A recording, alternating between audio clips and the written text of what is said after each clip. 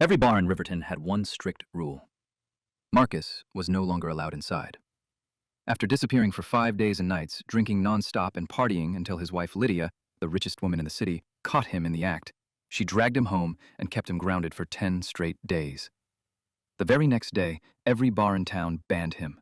Under Lydia's watch, Marcus reluctantly called his friends and told them to stop inviting him out for drinks. He admitted he now had a curfew and had to be home by 10 every night. The more he talked about it, the more frustrated he became. He couldn't understand why she had the right to control him when they had agreed to live separate lives. Lydia only gave a cold smile and reminded him that every drink he'd been enjoying was paid for with her money. His friend immediately burst into laughter and joked that his wife must have forced him to say all that. Embarrassed, Marcus quietly admitted that the words were his own. He couldn't help complaining to himself. He had seen plenty of husbands controlled by their wives, but none as badly as he was. There was one secret nobody knew. Marcus had been reborn, and he already knew what the future held. Within a year, Lydia would fall for a college student, divorce him, end their arranged marriage, and even cut ties with her own family. In his previous life, he had spent 10 years trying to win her back, but nothing could stop her from choosing another man. In the end, everything his family had built was destroyed. This time, he decided not to hold on anymore. At a banquet, the sound of glasses and conversations filled the hall. Marcus sat quietly in a corner and noticed a handsome young man chatting with his manager nearby. The manager asked why he wasn't greeting Lydia. The young man awkwardly explained that she disliked unnecessary attention. The manager agreed, saying someone like Lydia was always in the spotlight, and being photographed together might only create trouble. He also pointed out that Lydia had been taking good care of him. The young man smiled shyly and admitted that she had recently bought him a brand new car after his old one broke down. She had even asked where he wanted to buy a house. The manager looked jealous and encouraged him to get even closer to her, reminding him that Lydia's husband barely existed anyway. Marcus quietly took another bite of his food. The husband they were talking about was him. Still, he couldn't really blame them. During 5 years of marriage, rumors about Lydia had never stopped. Even though she wasn't part of the entertainment industry, gossip always seemed to follow her. In his previous life, hearing those rumors would have made him confront someone immediately, but after getting a second chance at life, those words no longer affected him. Marcus knew that every man surrounding Lydia was only temporary. The one truly meant to change her life was supposed to appear that very day. But since he still hadn't arrived, Marcus was already losing interest and getting ready to leave. Just then, a loud crash echoed through the banquet hall, followed by panicked voices. A young waiter had accidentally knocked over the champagne tower, soaking the handsome young man's designer suit. His face immediately darkened. Furious, he demanded the hotel manager, saying the suit was a brand new piece from this season's haute couture collection. The waiter, a college student working a summer job, repeatedly apologized with tears in his eyes, but the young man refused to forgive him. Marcus walked over with a sigh and told him to let the waiter go. He offered to pay for the damaged suit instead. The young man looked him over with obvious disbelief. He mocked Marcus, saying someone like him probably didn't even know what haute couture was, let alone afford it. The argument quickly caught Lydia's attention. She walked over with a slight frown. The young man immediately rushed to her side, holding onto her arm while complaining that the suit she had given him had been ruined. Marcus looked at Lydia with a faint smile and calmly repeated that he would pay for it. Lydia barely spared him a cold glance before gently comforting the young man.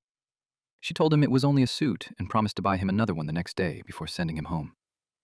Watching them leave together, the young waiter stood frozen in place. Marcus had always known Lydia had a way of attracting men. He just hadn't expected someone so young to fall for her as well. Before leaving, the waiter hurried over to thank Marcus for helping him. He even asked for Marcus's contact information, hoping to treat him to a meal someday. Marcus politely declined, saying it wasn't a big deal. As he was about to walk away, the hotel manager came over and started scolding the waiter for his mistake. At that moment, something suddenly clicked in Marcus's mind. He turned back to look at the young waiter. It was him. In his previous life, Lydia had been willing to abandon her family and fight through every obstacle just to divorce Marcus. The man she wanted to be with was Zane. Because their marriage was arranged, a divorce would affect both families in countless ways. Even so, Lydia never changed her mind. She was even willing to offer Marcus a generous settlement. But back then, Marcus couldn't accept it. He didn't want the money. He only wanted Lydia. After loving her for 10 years, he couldn't understand how a boy who had suddenly appeared had managed to win her heart so easily. The harder Marcus fought to save the marriage, the further he pushed Lydia away. In the end, Lydia used every bit of her power to force Marcus into signing the divorce papers. After spending years loving someone who never loved him back, he slowly wasted away and died. This time, he refused to become the villain in someone else's love story. He also refused to let someone who didn't love him decide his worth. Marcus remembered how, in his previous life, he had tried everything to get close to Zane after learning about him. When Lydia found out, she immediately warned him that if he so much as touched Zane, she would end every business partnership between their families. Holding back tears, Marcus had asked what made Zane so special. Lydia looked at him with nothing but contempt. She said Zane was bright, full of energy, and everything good in the world except for his family background. In her eyes, he was better than Marcus in every way. After being reborn, Marcus finally understood something. Love was never logical. This time, he chose to accept the outcome. When he returned to the massive estate that both families had gifted them after the wedding, he was surprised to see Lydia's car already parked outside. She was home. Lydia sat in the living room with one leg crossed, wearing the same distant expression as always. As Marcus bent down to change into his slippers, he suddenly remembered the young waiter. The boy had worn a small, smiley face pin on his apron, something no one else had. Marcus, on the other hand, wore expensive clothes every day, yet everything looked plain and lifeless. For some reason, he suddenly couldn't stand the slippers anymore. He kicked them aside and walked into the living room barefoot. Lydia noticed immediately and frowned. Marcus calmly sat across from her and said that if he didn't want to wear them, he simply wouldn't. She let out a quiet, mocking laugh and asked what had gotten into him. Marcus didn't answer. Deep down, he already knew the reason. 5 years in a lonely marriage had taken a toll on him. He had grown thinner over time, while Lydia was still as beautiful as ever. After looking away for a moment, Marcus met her eyes and calmly asked for a divorce. The moment those words left his mouth, Lydia let out a cold laugh. She tossed her phone onto the sofa and stared at him without any emotion, asking what kind of game he was playing this time. Marcus sat up straight and met her cold gaze without backing down. He told her he was serious. After 5 years, he knew she would never love him, so it was better to let each other go. He already knew that in less than a month, the Alton Business Forum would take place. That was where Lydia would meet Zane, who would be working there as a part-time host. She would fall for him at first sight and do everything she could to be with him. Marcus had already lived through that future once. No matter how hard he fought, all he gained was pain. This time, he refused to make the same mistake. Marcus had already made up his mind. Before Lydia and Zane could even meet, he would step aside and clear the path for their future together. Maybe his expression revealed too much, because Lydia's face immediately turned cold. She had never been known for her patience. Anyone who upset her rarely received kindness. A faint smile appeared on her lips, but her eyes remained icy. She sarcastically asked if Marcus thought she was some kind of toy that could be married or divorced whenever he pleased. 5 years earlier, their families had arranged the marriage while their relationship was still close. Knowing Lydia's personality, Marcus understood she would never have accepted it willingly. But with her grandmother seriously ill at the time, she had no choice but to agree. To Lydia, the marriage had always been a humiliation. Back then, she wasn't in love with anyone, and since she was taking over the family business, she simply needed a dependable husband. Marcus had filled that role for 5 years. A bitter smile crossed his face as he quietly asked whether she really wanted to continue a marriage that existed only on paper. Lydia repeated his words with obvious sarcasm before asking if he was finally feeling lonely. Marcus carefully tried to explain that it wasn't like that. Before he could finish, Lydia stood up and walked over. She leaned down with both hands on the sofa, trapping him between her arms. She asked why, if he was lonely, he had never come to her, and why he was talking about divorce instead. Lydia always carried a faint mix of tobacco and perfume. She had never been close enough for Marcus to notice it before. In the past, he had only caught that scent from her coat. Now it completely surrounded him. Once, a moment like this would have filled him with excitement. Instead, he only felt suffocated. Marcus calmly told her that loneliness wasn't the reason. He had already accepted being alone. Lydia straightened up and casually replied that she understood. Marcus knew she had never been interested in him. She had only done that to make him uncomfortable. Looking down at him again, she coldly reminded him that she knew it was their 5th wedding anniversary. She had no interest in celebrating it, nor would she let him use the occasion as an excuse to ask for a divorce. Marcus stood up and met her eyes. He pointed out that they had never celebrated a single anniversary together, so there was no reason to start now. He asked her to think about it. His role in her life was almost over, and more than anything, she wanted her freedom. Without waiting for a response, Marcus walked upstairs. A moment later, the front door slammed shut, followed by the sound of Lydia's car speeding away. For the first time in a long while, Marcus felt strangely at peace. Just then, his phone rang. It was his close friend, Jason, inviting him to the Imperial Club. Ever since getting married, Marcus had rarely gone out. Jason invited him constantly, but he almost always refused. This time, Marcus accepted without a second thought. Marcus agreed without hesitation. There was a long pause on the other end before Jason reminded him that it was his wedding anniversary and asked if he was really planning to go out. Marcus calmly replied that an anniversary wasn't a funeral and said he was already on his way. He spent a few minutes picking out his clothes before settling on a slim-fit black suit that showed off his tall frame. He had bought it years ago, hoping Lydia would notice him. That entire month, she had never come home. The only thing that bothered him now was how much weight he had lost. After getting ready, Marcus drove straight to the Imperial Club, one of Alton's most famous nightlife spots. Jason and the others were already waiting at the bar. The moment Marcus arrived, Jason grabbed his hands with a huge grin and joked that it was a miracle to finally see him. After a few drinks, everyone started teasing him. Jason laughed and said that if Marcus had skipped another gathering, he would have started wondering whether 5 years ago had been a wedding or a funeral.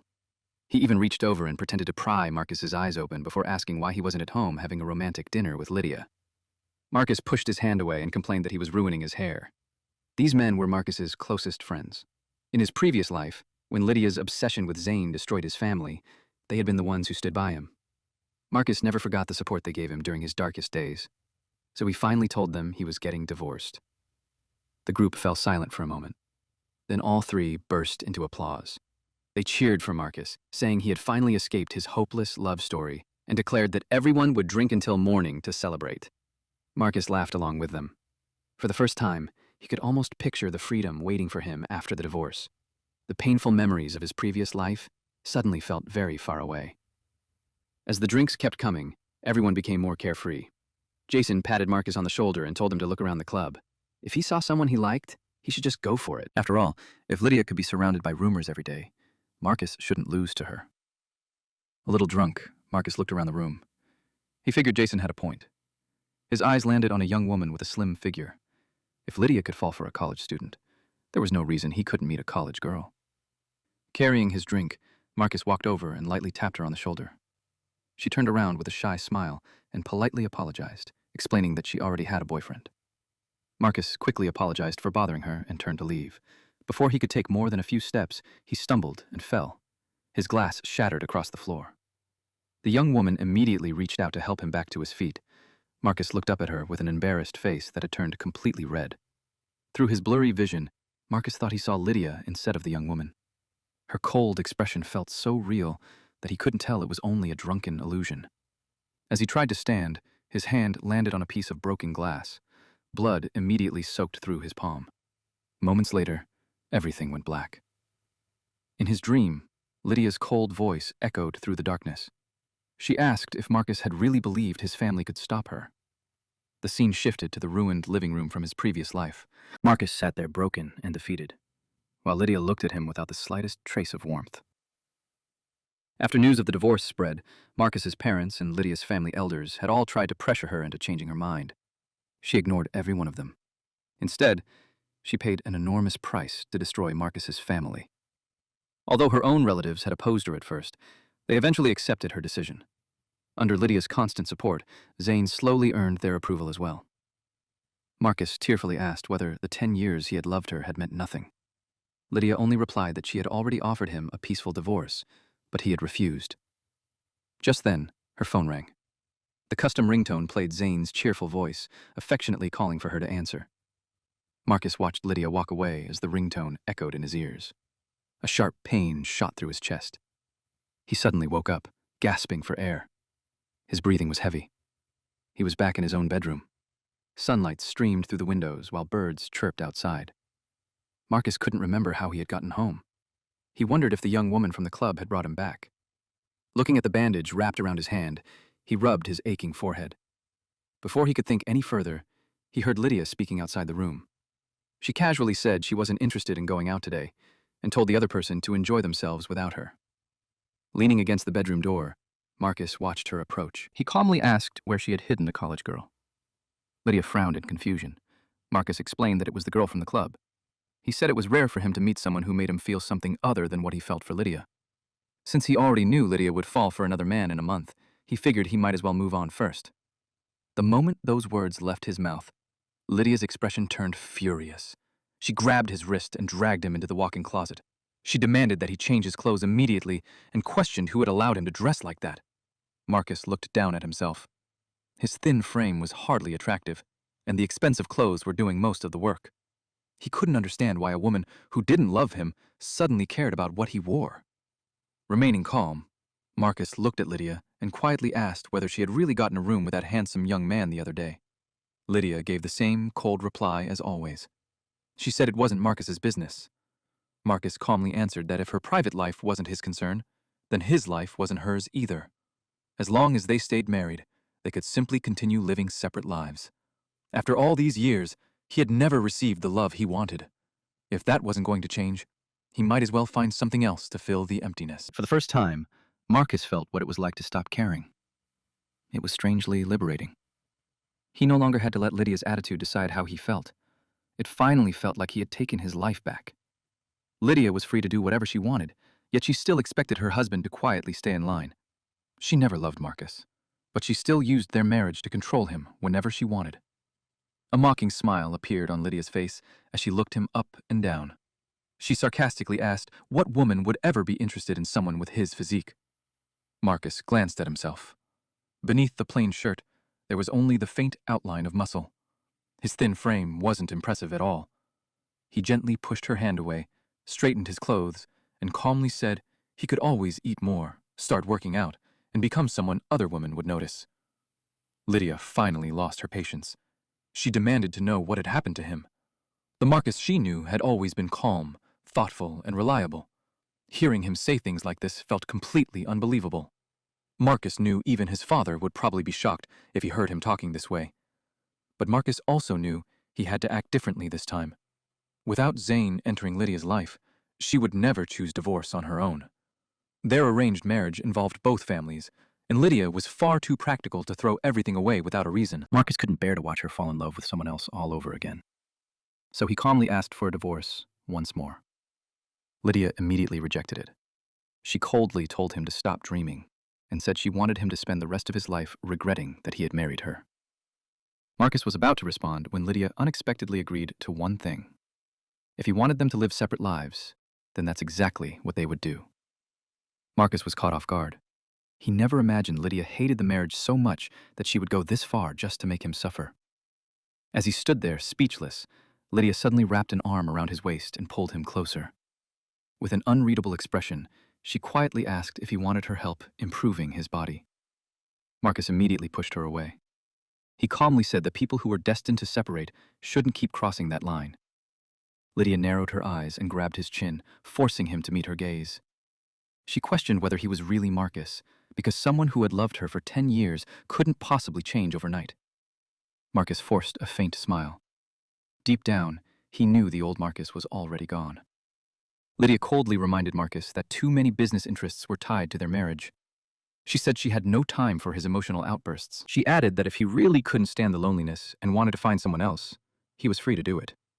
Leaning close to his ear, she quietly warned him to be careful, because she wouldn't take responsibility for any consequences. Something inside Marcus suddenly snapped. Without thinking, he slapped her across the face. His palm burned from the impact. A clear red mark appeared on Lydia's cheek. She slowly turned her face back toward him. Even after being struck, she still looked flawless.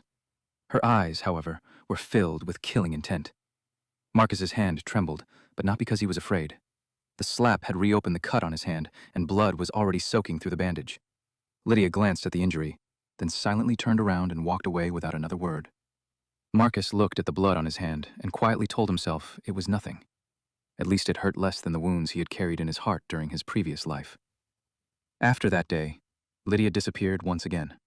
She continued appearing in gossip headlines, attending parties, clubs, and business events, but she never came home. Marcus silently counted the days. Only 2 weeks remained before Lydia would meet Zane. During that time, Marcus began visiting a certain coffee shop every day. He ordered a black coffee and quietly watched Zane work. Every small movement caught his attention. Marcus couldn't help thinking that if he were a woman, he might have fallen for someone like Zane too. Just then, one of Zane's coworkers called out, saying his girlfriend had arrived. Marcus paused. So Zane already had a girlfriend. Unfortunately, Marcus also knew that the girl stood no chance against Lydia. No matter how deeply they loved each other, Lydia's wealth and influence would eventually tear them apart. By the time Marcus had learned about Zane in his previous life, the couple had already broken up, so he had never paid attention to the girl. The cafe door opened. The moment Marcus saw the young woman walk in, he froze. It was the same college girl from the club. As soon as Zane saw her, his face lit up with excitement. She happily explained that she had been working nearby, so she stopped by to bring him some small cakes. Her smile curved into bright crescents, and Zane smiled back the same way. They looked like a perfectly matched couple. Marcus couldn't help thinking how tragic it was. Lydia would eventually destroy all of it. Zane thanked her, but also worried that she shouldn't spend money on him when she was already working part-time. Wendy simply smiled and said she worked hard because she wanted to treat him. Watching them together, Marcus suddenly realized Lydia had never once bought him something as simple as a snack. Not that he had ever cared much for sweets. Since Zane still had work to do, Wendy didn't stay long. Marcus lowered his head and stayed quietly in the corner, hoping she wouldn't recognize him as the drunk man who had awkwardly approached her at the club. As soon as Wendy left, Marcus quickly paid for his coffee and slipped out of the cafe. When he got into the car, Ray greeted him as usual. Marcus leaned back with a tired sigh. Ever since being reborn, everything around him had become even more complicated.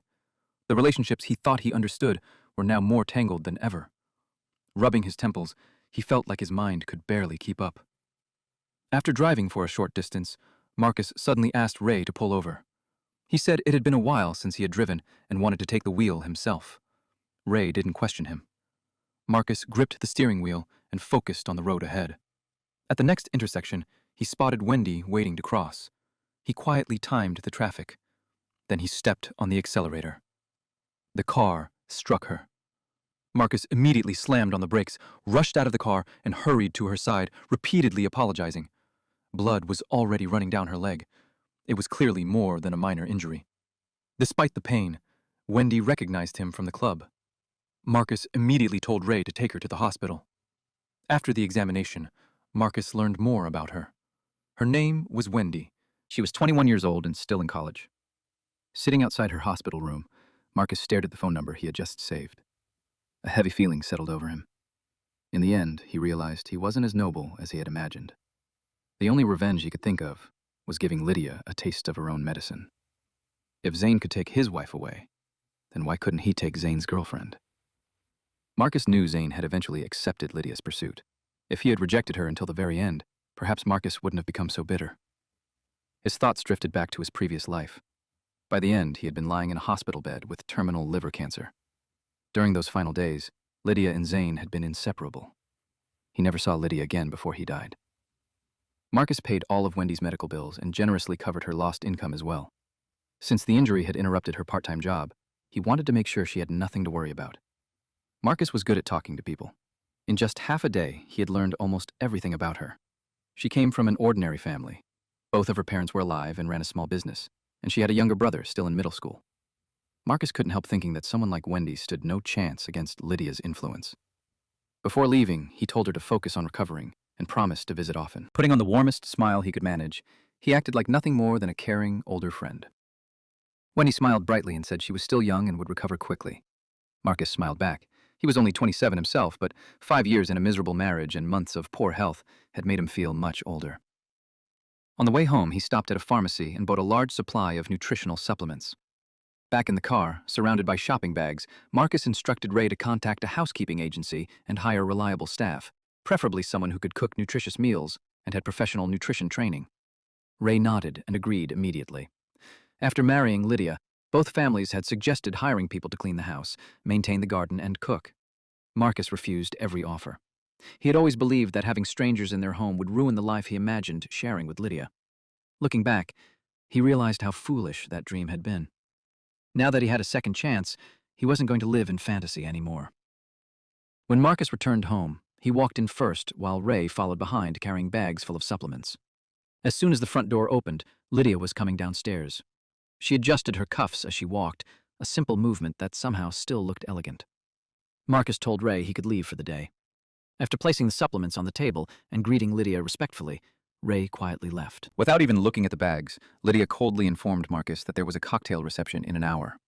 Their parents would be attending, and she told him to get ready and come with her. Marcus knew she never wanted him by her side unless he had some practical use. Since being reborn, he hadn't visited his parents once. It wasn't because he didn't care about them. He simply couldn't shake the guilt from his previous life, and deep down, he was afraid to face them. He quietly agreed and headed upstairs. Over the past 2 weeks, Marcus hadn't been wasting time. He had replaced his entire wardrobe with clothes that looked completely different from his old style. This time, he chose a well-tailored suit with a slim fit and an elegant collar design. Although he was still too thin, his height helped him carry the look well. After putting on a stylish watch, he looked at himself in the mirror and felt surprisingly satisfied. He had spent years hiding himself. Now, he wanted people to notice him. Downstairs, Lydia was still on the phone. She heard Marcus walking down the stairs but never bothered to look up. Marcus didn't care anymore. He went straight to the car and waited by himself. A few minutes later, Lydia got in. From the moment she entered the car until they reached their destination, she never looked at him once.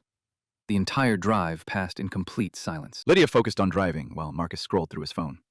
He had already added Wendy's contact and sent her a message asking whether the hospital food was acceptable. If she didn't like it, he could arrange meals for her. Wendy quickly replied that the food was fine and told him not to worry. Marcus then apologized for forgetting to bring her nutritional supplements that day and promised to visit with them tomorrow. Wendy politely insisted that he didn't need to do so much for her. Marcus replied that he was the one responsible for putting her in the hospital, so she shouldn't hesitate to ask for anything she needed. As he looked at the conversation, a thought crossed his mind. Lydia had once used her wealth and status to win over Zane. Now Marcus could do the same for Wendy. For the first time, the balance between them felt a little more even. The traffic light turned red and the car came to a stop. For the first time during the drive, Lydia glanced at Marcus from the corner of her eye.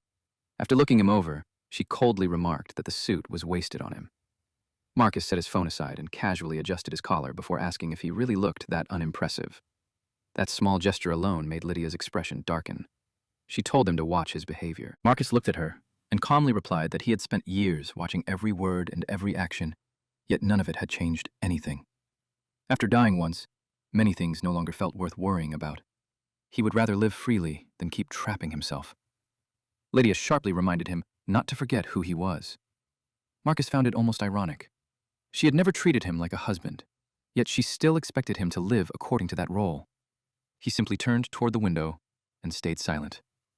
In the past, even a few words from Lydia would have been enough to brighten his entire day. Now, they meant nothing. At the reception, the two of them briefly acted like a normal married couple while greeting several business partners. Afterward, Marcus quietly found a seat away from the crowd. By pure coincidence, the person who sat beside him was Vincent, the same man who had recently been rumored to have stayed at a hotel with Lydia. Not long after, another man named Tyler walked over and asked why Vincent was sitting there alone. Vincent invited him to sit down, and the two began chatting. Marcus couldn't help noticing Vincent's pleasant voice. Lydia had always seemed drawn to men with voices like that. Zane had the same kind of voice, and so did several other men who had been linked to her. Apparently unaware that Marcus was sitting nearby, Tyler jokingly asked why Vincent wasn't going over to greet Lydia. Vincent quickly denied there was anything between them, reminding Tyler that Lydia was his boss and already had a husband. Tyler laughed and said that husband barely existed anyway. Everyone knew Lydia had been especially close to Vincent lately, and he had even heard she was planning to buy him a house. Vincent admitted that Lydia had been very generous to him. He said he didn't even know why she treated him so well, and figured he had simply been lucky. Marcus listened quietly. Lydia had always been generous to everyone except the man she had actually married. Every man connected to her ended up speaking highly of her. Just then, Marcus's parents walked over. Seeing him sitting alone, they asked where Lydia was and why she wasn't with him. The moment they mentioned Lydia's name, Vincent and Tyler both turned to look at Marcus. Their expressions instantly became awkward. Marcus stood up, linked arms with his mother, and smiled.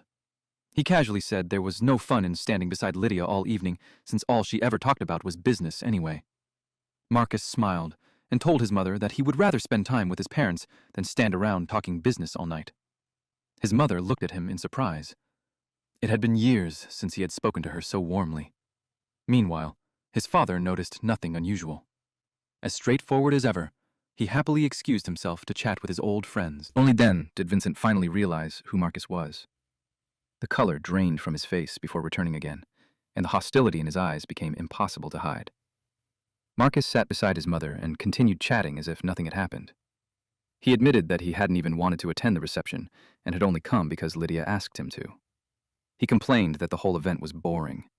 His mother lightly scolded him, reminding him that these business gatherings were important, though her tone was full of affection. Marcus noticed Vincent listening from nearby. Keeping his voice casual, he mentioned that he had already asked Ray to hire house staff. He also said he planned to start eating better and working out because people kept telling him he was too skinny. Vincent quietly bit his lip, clearly trying to stay calm. Marcus's mother immediately agreed, saying the house was far too big for just the two of them to manage alone. Marcus smiled and admitted that he used to want a private world with Lydia, but he had finally let go of that idea. He intentionally left the meaning open to interpretation. To Marcus, Vincent was only a temporary person in Lydia's life. He wasn't worth worrying about. A moment later, Vincent suddenly stood up and hurried away. Tyler quickly followed after him. When the reception ended, Marcus had no desire to return with Lydia. He wanted to spend a few days at his parents' home instead. He simply informed Lydia that he was leaving. As always, she replied that she didn't care where he went, as long as he didn't embarrass her. Marcus's father was still chatting happily with his friends when Marcus's mother handed him the car keys. She asked him to wait in the underground parking garage while she went to bring his father over. Marcus headed downstairs. Just as he reached his father's car, he noticed Lydia and Vincent arguing nearby.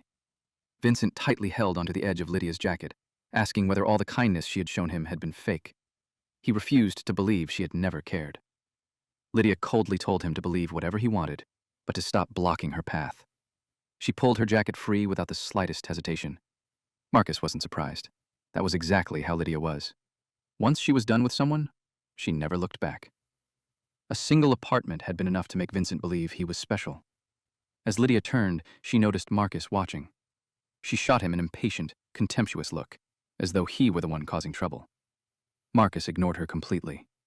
He got into the car, locked the doors, and waited quietly for his parents. If he hadn't been waiting for them, he would have driven away without looking back.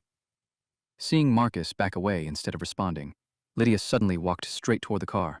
She knocked on the window. Marcus read her lips. She was telling him to get out. He frowned, shook his head, and silently mouthed one word back. No. A second later, his phone rang. It was Lydia. She ordered him to get out of the car, making it clear that she wanted no part in whatever was happening between him and Vincent. Through the window, Marcus met her furious gaze. He had already made his decision. If he couldn't divorce her before she met Zane, then he would simply wait. When Lydia finally asked for a divorce herself, he would agree without hesitation, take the settlement he deserved, and leave. Compared to his previous life, that outcome sounded much better. He remembered how, after spending nearly a year chasing Zane, Lydia had finally asked for a divorce and confessed everything to both families. Back then, Marcus had refused. He had struggled, begged, and fought for almost another year. In the end, he still lost everything. Now, after being reborn, revenge no longer mattered as much. His previous life felt like a distant nightmare. This life was the only reality he wanted to protect. He refused to let those old memories destroy him again. Outside the car, Lydia was furious. Marcus had never openly disobeyed her before. Just then, Vincent came running back with tears in his eyes. He grabbed Lydia's sleeve again, refusing to let her leave. Marcus couldn't help finding it ironic. Vincent was a public figure, yet he was clinging to Lydia so desperately. Watching him felt like looking at his own former self. He had no right to laugh at anyone. Lydia shot Marcus one last cold glare before grabbing Vincent's wrist and leading him toward her own car. Marcus quietly watched as they drove away. He let out a long breath. By the time his parents returned to the parking garage, he was almost asleep. Marcus's mother immediately complained that his father had talked for far too long, leaving their son waiting. His father laughed and explained that they had been discussing problems with a project in the south, so the conversation had taken longer than expected. Marcus sat quietly in the back seat, feeling sleepy.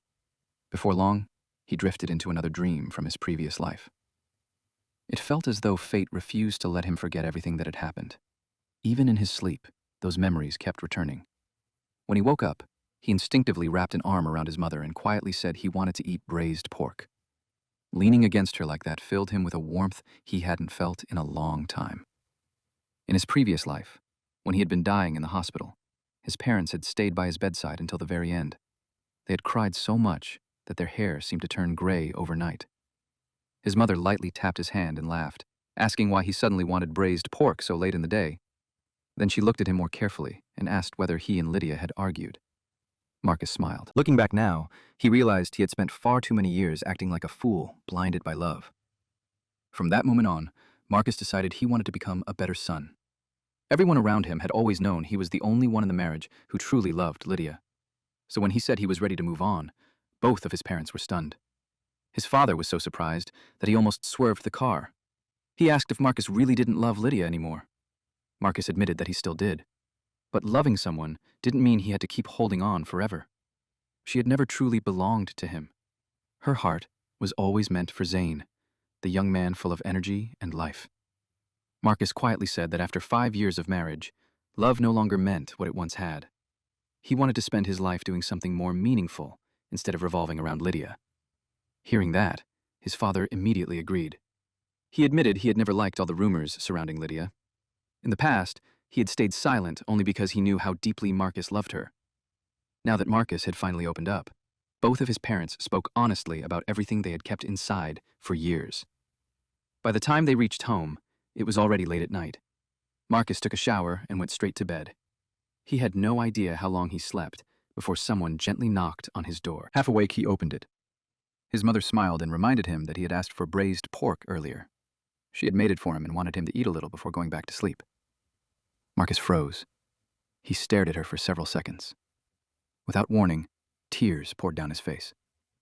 Ever since being reborn, he hadn't cried once. Even the painful dreams from his previous life had only left him numb. Nothing had been able to shake him. But seeing his mother cook for him in the middle of the night completely broke the wall he had built around himself. His mother immediately became worried and assumed Lydia must have done something to hurt him. She even said she would visit Lydia's family the next day to demand an explanation.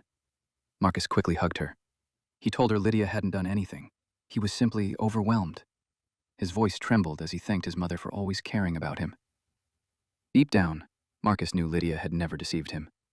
She had always been honest about how she felt. The one who had suffered the most was himself, because he had refused to let go. His mother gently patted his back and sighed. Marcus was her only son. She knew better than anyone that he rarely cried. If he was crying now, then he must have been carrying a great deal of pain. After a moment, she smiled and asked whether he still wanted to eat the braised pork. Marcus wiped away his tears, nodded, and admitted he had been craving it. Holding his mother's hand, he followed her downstairs. His father was already asleep, leaving just the two of them at the dining table. The braised pork smelled incredible. Marcus couldn't stop eating. After years of barely having an appetite, he finished several large pieces in one sitting. By the end of the meal, his stomach was so full that it almost hurt. Marcus ate so quickly that he nearly choked. His mother gently patted his back and told him to slow down. She warned that eating too much, too fast, would leave him uncomfortable all night. Marcus laughed awkwardly and admitted he had been starving. The last time he had eaten this much was during his university graduation celebration with Jason and the others. After marrying Lydia, he had gradually started eating less, partly to keep himself slim. His mother smiled and reminded him that no matter how hungry he was, he should stop eating when he was about 80% full. Marcus leaned against her shoulder and asked if she could stay up with him for a while and share some advice about work and life. Without hesitation, she agreed. The next morning, Marcus woke up feeling better than he had in years. A proper meal and a full night's sleep had lifted a weight off his body. After breakfast with his parents, he headed to the hospital. Wendy was lying in bed, scrolling through her phone. Her bones were fine, but the soft tissue injury was serious enough to require stitches and heavy bandaging, leaving her arm difficult to move. She looked up in surprise when Marcus walked in. She told him he really didn't need to keep visiting or worrying about her. Marcus smiled reassuringly and said he couldn't just ignore someone he had injured. He then asked Ray to bring everything inside. Ray carried in several bags of nutritional supplements and neatly placed them beside Wendy's bed. Seeing the pile, Wendy looked embarrassed. She insisted it was only a minor injury and said he had already done more than enough. Marcus shook his head and replied that an injury was still an injury. Pulling up a chair, he sat beside her bed. After a moment, Wendy smiled awkwardly and admitted she still didn't know his name. Marcus introduced himself and told her to simply call him Marcus. Although he was 6 years older, he didn't think it made him seem old. Wendy happily agreed. The two spent the next while chatting. Marcus found her easy to talk to. She was in her 3rd year studying education and was currently enjoying her summer break while working part-time to support herself. She spoke excitedly about her boyfriend and her dream of becoming a teacher after graduation before marrying the person she loved. Hearing that, Marcus couldn't help letting out a small laugh. Realizing it sounded rude, he immediately apologized. Wendy looked confused and asked what was so funny. Marcus smiled and explained that she reminded him of himself back in university when he had been just as hopeful about the future. Curious, Wendy asked which university he had attended. Marcus answered that he had graduated from Alton University. Only then did he realize that both he and Lydia had been seniors at the same university where Wendy and Zane were now studying. Wendy's eyes lit up. She happily realized Marcus was actually her senior. Marcus smiled and said it really was a small world. After all, Alton University was one of the country's top universities, and most graduates went on to build successful and comfortable lives. If Zane never crossed paths with Lydia, there was every chance that Wendy's dream would come true. The two of them continued chatting comfortably about life at Alton University. Just as they were laughing together, the hospital room door opened.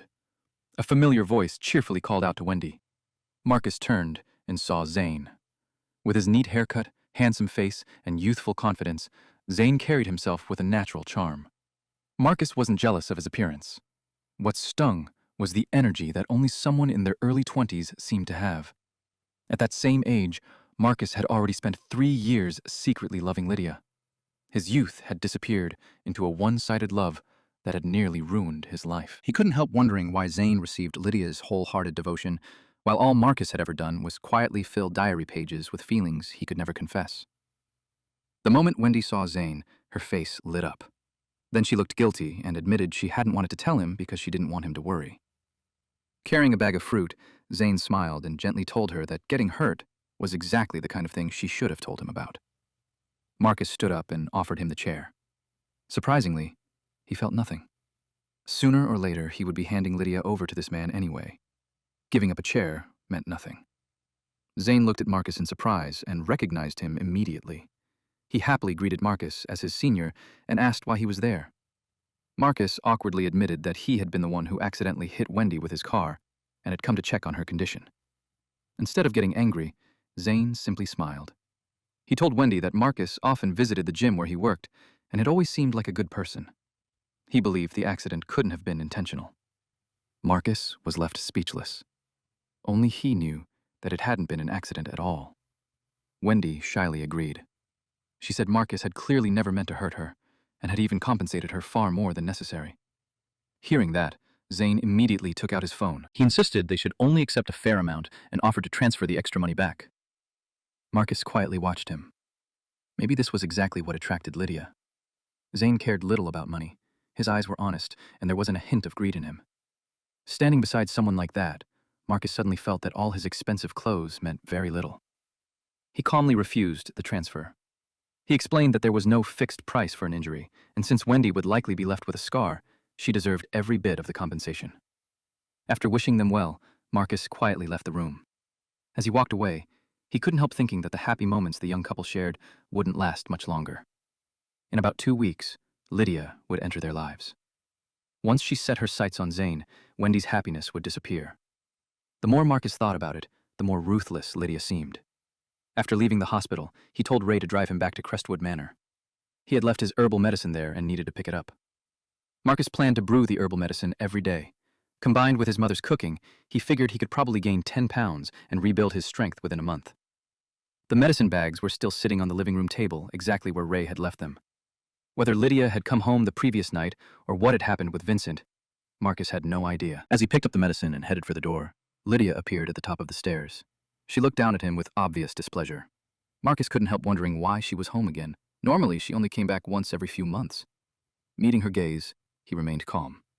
He admitted that he had gone after Vincent. Since he had never interfered with any of her previous scandals, he hadn't wanted to break that pattern now. Lydia's expression didn't change. She quietly asked whether the sudden loss of Vincent's resources and the flood of negative rumors online were also just coincidences. Marcus immediately understood. She had known everything from the beginning. She simply hadn't cared because those men meant nothing to her. Unlike Zane in his previous life, back then Marcus had only wanted to speak to Zane once, and Lydia had nearly torn him apart for it. Marcus didn't deny anything.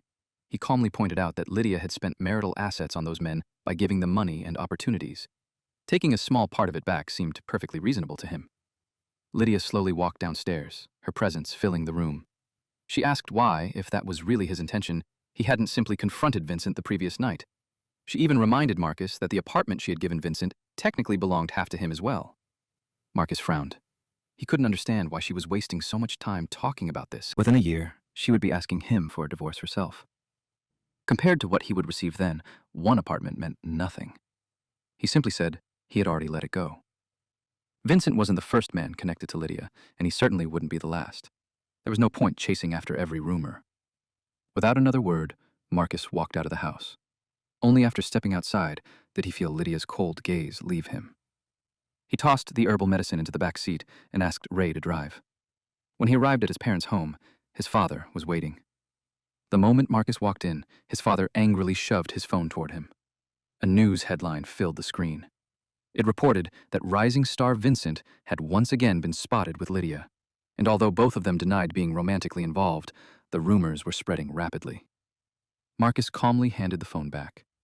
He told his father not to take those stories too seriously. In his opinion, Lydia was a businesswoman, and dealing with gossip was simply part of her world. His father became even angrier and couldn't believe Marcus was still defending her. Marcus shook his head.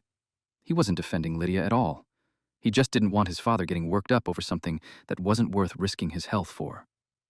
Marcus rolled up his sleeves and jokingly suggested they go teach Lydia a lesson together. He laughed and said that with the two of them working as a team, they could definitely win. His father's face had been stormy just moments before, but he couldn't help smiling. He laughed and said Marcus was always talking nonsense. Marcus linked arms with him and gently told him not to get so worked up. He reminded his father how much the Lydia group contributed to the local economy and asked him to look at the bigger picture. That immediately changed his father's mood. He nodded and mentioned that Lydia had recently donated a new running track to a local school, saying she had done plenty for the community. Marcus quickly agreed. Their conversation was interrupted when his mother called them to lunch. The table was filled with all of Marcus's favorite dishes. It was a simple, peaceful meal. After lunch, Marcus's father returned to the office, leaving only Marcus and his mother at home. Later that afternoon, a few of his mother's friends came over to play mahjong. While the four women chatted happily around the table, Marcus stretched out on the sofa and browsed the news. The latest article featured Vincent explaining that he and Lydia were only friends. He claimed they had been meeting frequently because Lydia planned to invest in a new production and they needed to discuss the project. Marcus quietly smiled. Lydia really had a habit of spending generously on the people around her. Before he realized it, he had fallen asleep on the sofa. He was awakened by a phone call from Jason. Marcus didn't even need to guess why. Jason was already shouting through the phone, urging him to come out for drinks and promising there were plenty of beautiful women waiting. Marcus casually asked just how beautiful they were. Jason launched into his usual exaggerated sales pitch before insisting they were all stunning and telling Marcus to hurry over. He added that Aaron was already there, while Sean was away on a job and couldn't make it. Ever since learning Marcus planned to divorce Lydia, his friends had been taking turns dragging him out. Whether it was dinner, karaoke, shopping, or drinks, they refused to let him stay home alone. Marcus knew exactly why. They were afraid he would fall back into his old misery. Truthfully, the distraction helped. Whenever he was alone for too long, memories of his previous life always found their way back. After hanging up, Marcus checked the address Jason had sent. Half an hour later, he arrived at the club. Jason knew practically every nightlife spot in the city and always seemed to know where the best drinks and the most attractive women could be found. The women at their table were genuinely beautiful, almost like celebrities. Marcus had already drunk a little too much. His stomach was beginning to churn, and he couldn't help thinking that he was completely hopeless. Surrounded by beautiful women, Marcus couldn't stop comparing each of them to Lydia. No matter who he looked at, none of them came close. Whether it was beauty, confidence, or presence, Lydia was still unmatched. After a while, Marcus stood up and excused himself, saying he needed to use the restroom. The woman sitting beside him immediately followed and offered to support him. Marcus didn't refuse. Inside the restroom, he threw up from drinking too much. After rinsing his mouth and splashing cold water on his face, He walked back outside. The woman was still waiting for him. She smiled and asked for his number. Marcus asked why. She flirted by saying that if he ever felt lonely, he would know who to call. Marcus leaned in slightly and joked that he would find out whether he could really handle loneliness. Then he simply turned around and left. Women like her didn't interest him at all. Holding his aching head, Marcus admitted to himself that he really couldn't handle alcohol that night. He decided it was time to go home. If his father saw him in that condition, he would definitely get another lecture. Aaron also stood up, saying he had work the next morning. Everyone knew work wasn't exactly Aaron's favorite excuse, but no one called him out. Jason rolled his eyes and complained that if everyone was leaving, there was no point staying alone. He paid the bill, said goodbye to the women, and headed outside with a group. Each of them called a driver. Before getting into his car, Jason smirked and jokingly asked whether Lydia would get jealous after finding out about Marcus's night at the club. Marcus waved him off from inside the car and told him to stop bringing up Lydia before saying goodbye. Jason kept laughing as Marcus's car drove away. Marcus leaned back, told Ray to drive, and closed his eyes. Just before reaching home, the car suddenly stopped, waking him with a jolt. Ray pointed ahead and said the car blocking the road looked like Lydia's. Marcus frowned. There was only one road leading to the house, and Lydia had parked right in the middle of it. After rubbing his temples, Marcus calmly told Ray to take the car home while he walked the rest of the way. It was only a few minutes on foot. As soon as Marcus walked around the car, Lydia stepped out and blocked his path. She looked furious. Without saying a word, she shoved her phone toward him. It showed a photo of Marcus outside the restroom at the club, standing very close to the woman who had asked for his number. From the angle of the picture, it looked far more intimate than it actually was. Marcus glanced at the caption. Jason had posted it with the words, "Plenty of fish in the sea." My boy Marcus has finally moved on. Marcus couldn't help laughing. The caption was actually pretty clever. Lydia's face immediately turned even colder. Through gritted teeth, she slowly called out his name. Marcus? Marcus straightened his posture and calmly reminded Lydia that she had been the one who agreed they could both live however they wanted. Lydia let out a cold laugh. She replied that he was free to do whatever he wanted, but no one had given him permission to make it public. Only then did Marcus remember that they shared the same social circle. Her friends had probably already seen Jason's post. For someone with Lydia's reputation, public embarrassment wasn't something she could ignore.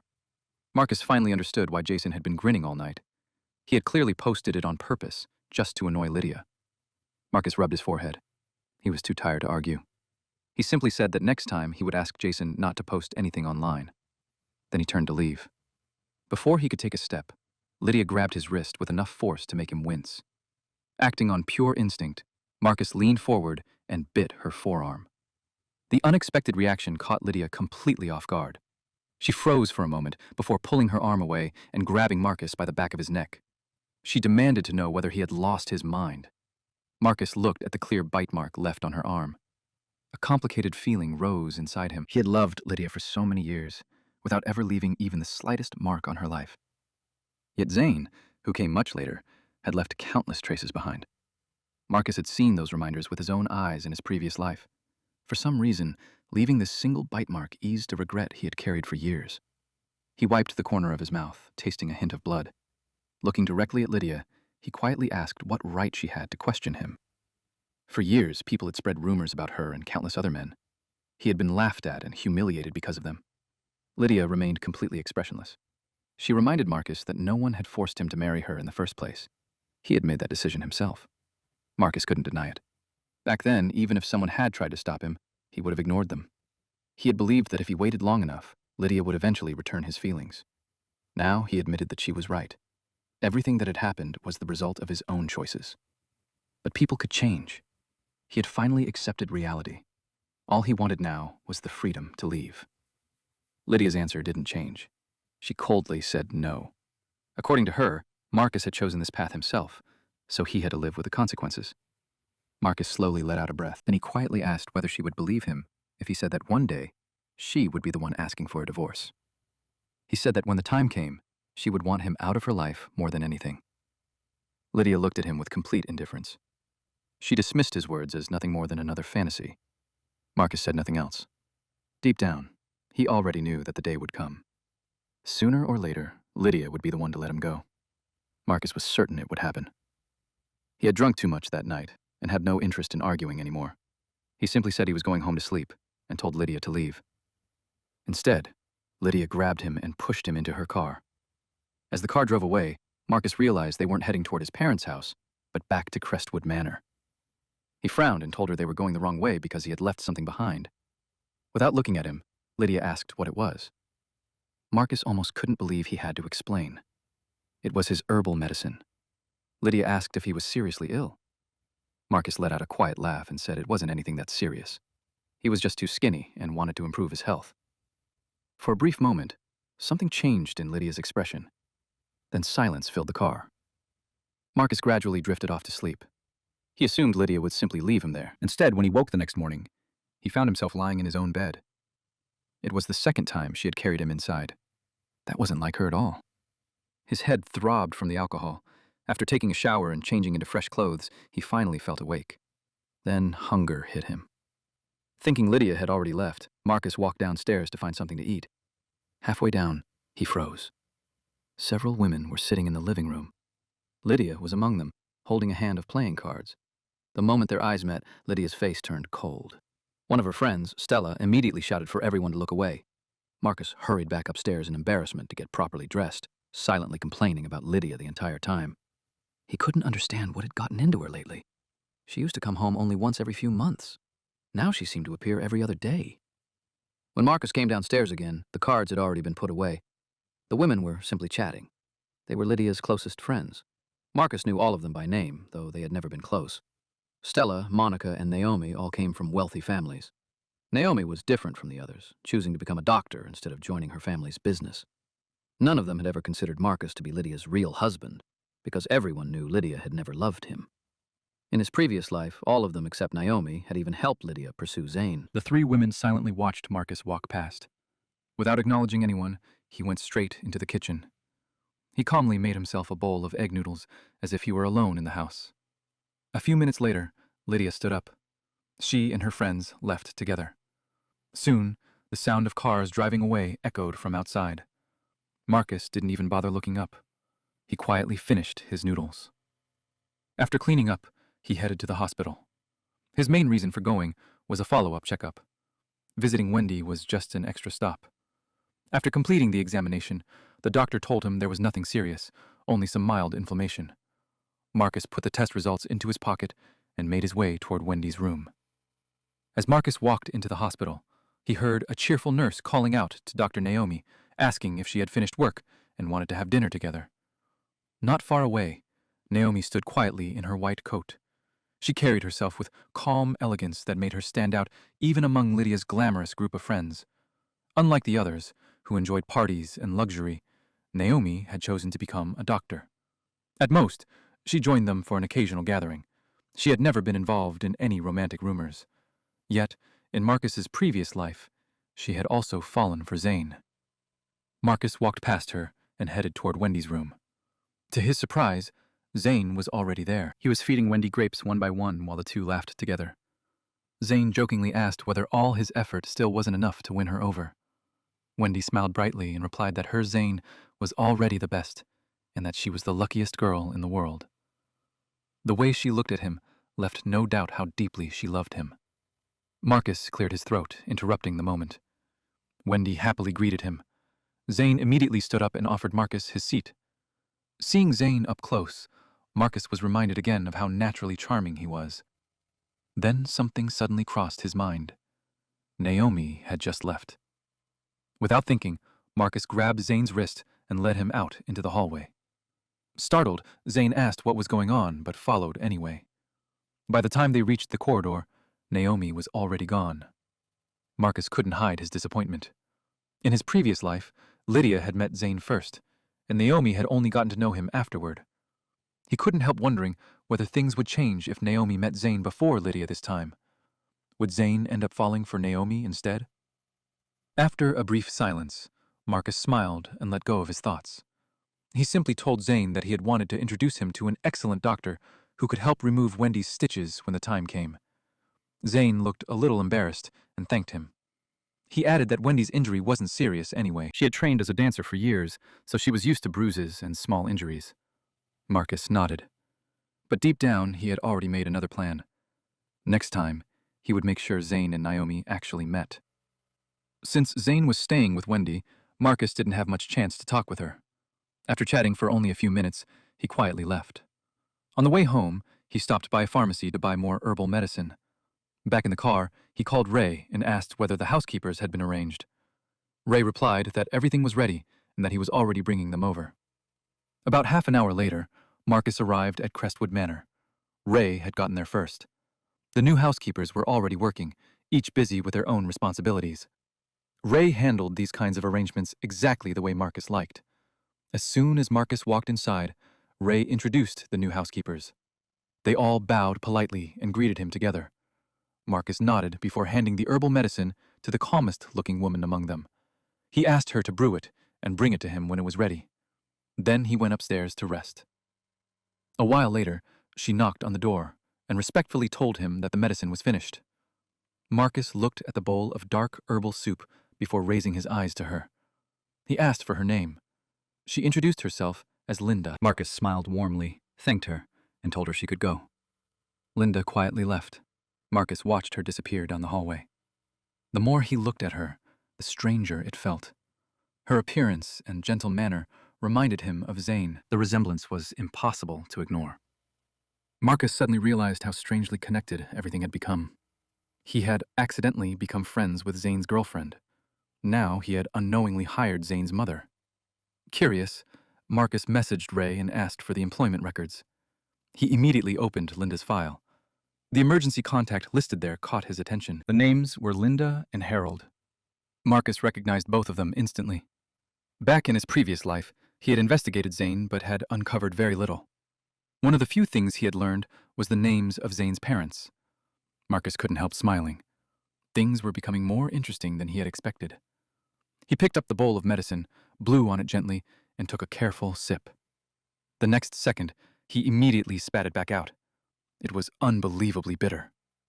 At some point, Lydia had quietly returned home. She was standing by the entrance, taking off her shoes. Watching Marcus spit out the medicine, a look of disgust flashed across her face. She coldly remarked that if he couldn't drink it, he shouldn't bother. Marcus wiped his mouth and calmly asked since when she had started caring. Then he questioned why she kept coming home so often. Lydia casually removed her scarf and replied that it was her home too. She asked whether there was any problem with her returning. Marcus simply nodded and said there wasn't. He picked up the bowl again and tried another sip. Even though he drank black coffee every day, this medicine was far too bitter. Before he could swallow it, he spat it out again. Unfortunately, it splashed all over Lydia's face and clothes. Her expression instantly turned icy. Marcus was still coughing from the bitterness. Then he noticed tiny droplets clinging to her eyelashes. Without thinking, he grabbed a tissue and gently reached over to wipe her face. It was the last bit of kindness he still had left for her. Lydia immediately caught his wrist and pushed his hand away. The look of disgust in Lydia's eyes caught Marcus off guard. A familiar pain spread through his chest, but he kept his expression calm. He tossed the tissue aside and quietly apologized, explaining that the medicine was simply too bitter. Lydia didn't respond. She turned around and went upstairs to change. A moment later, Linda arrived and quickly cleaned up the mess. She worked quietly and efficiently, more attentive than anyone else in the house. When she finished, Marcus asked her to start preparing dinner. Linda nodded and headed into the kitchen.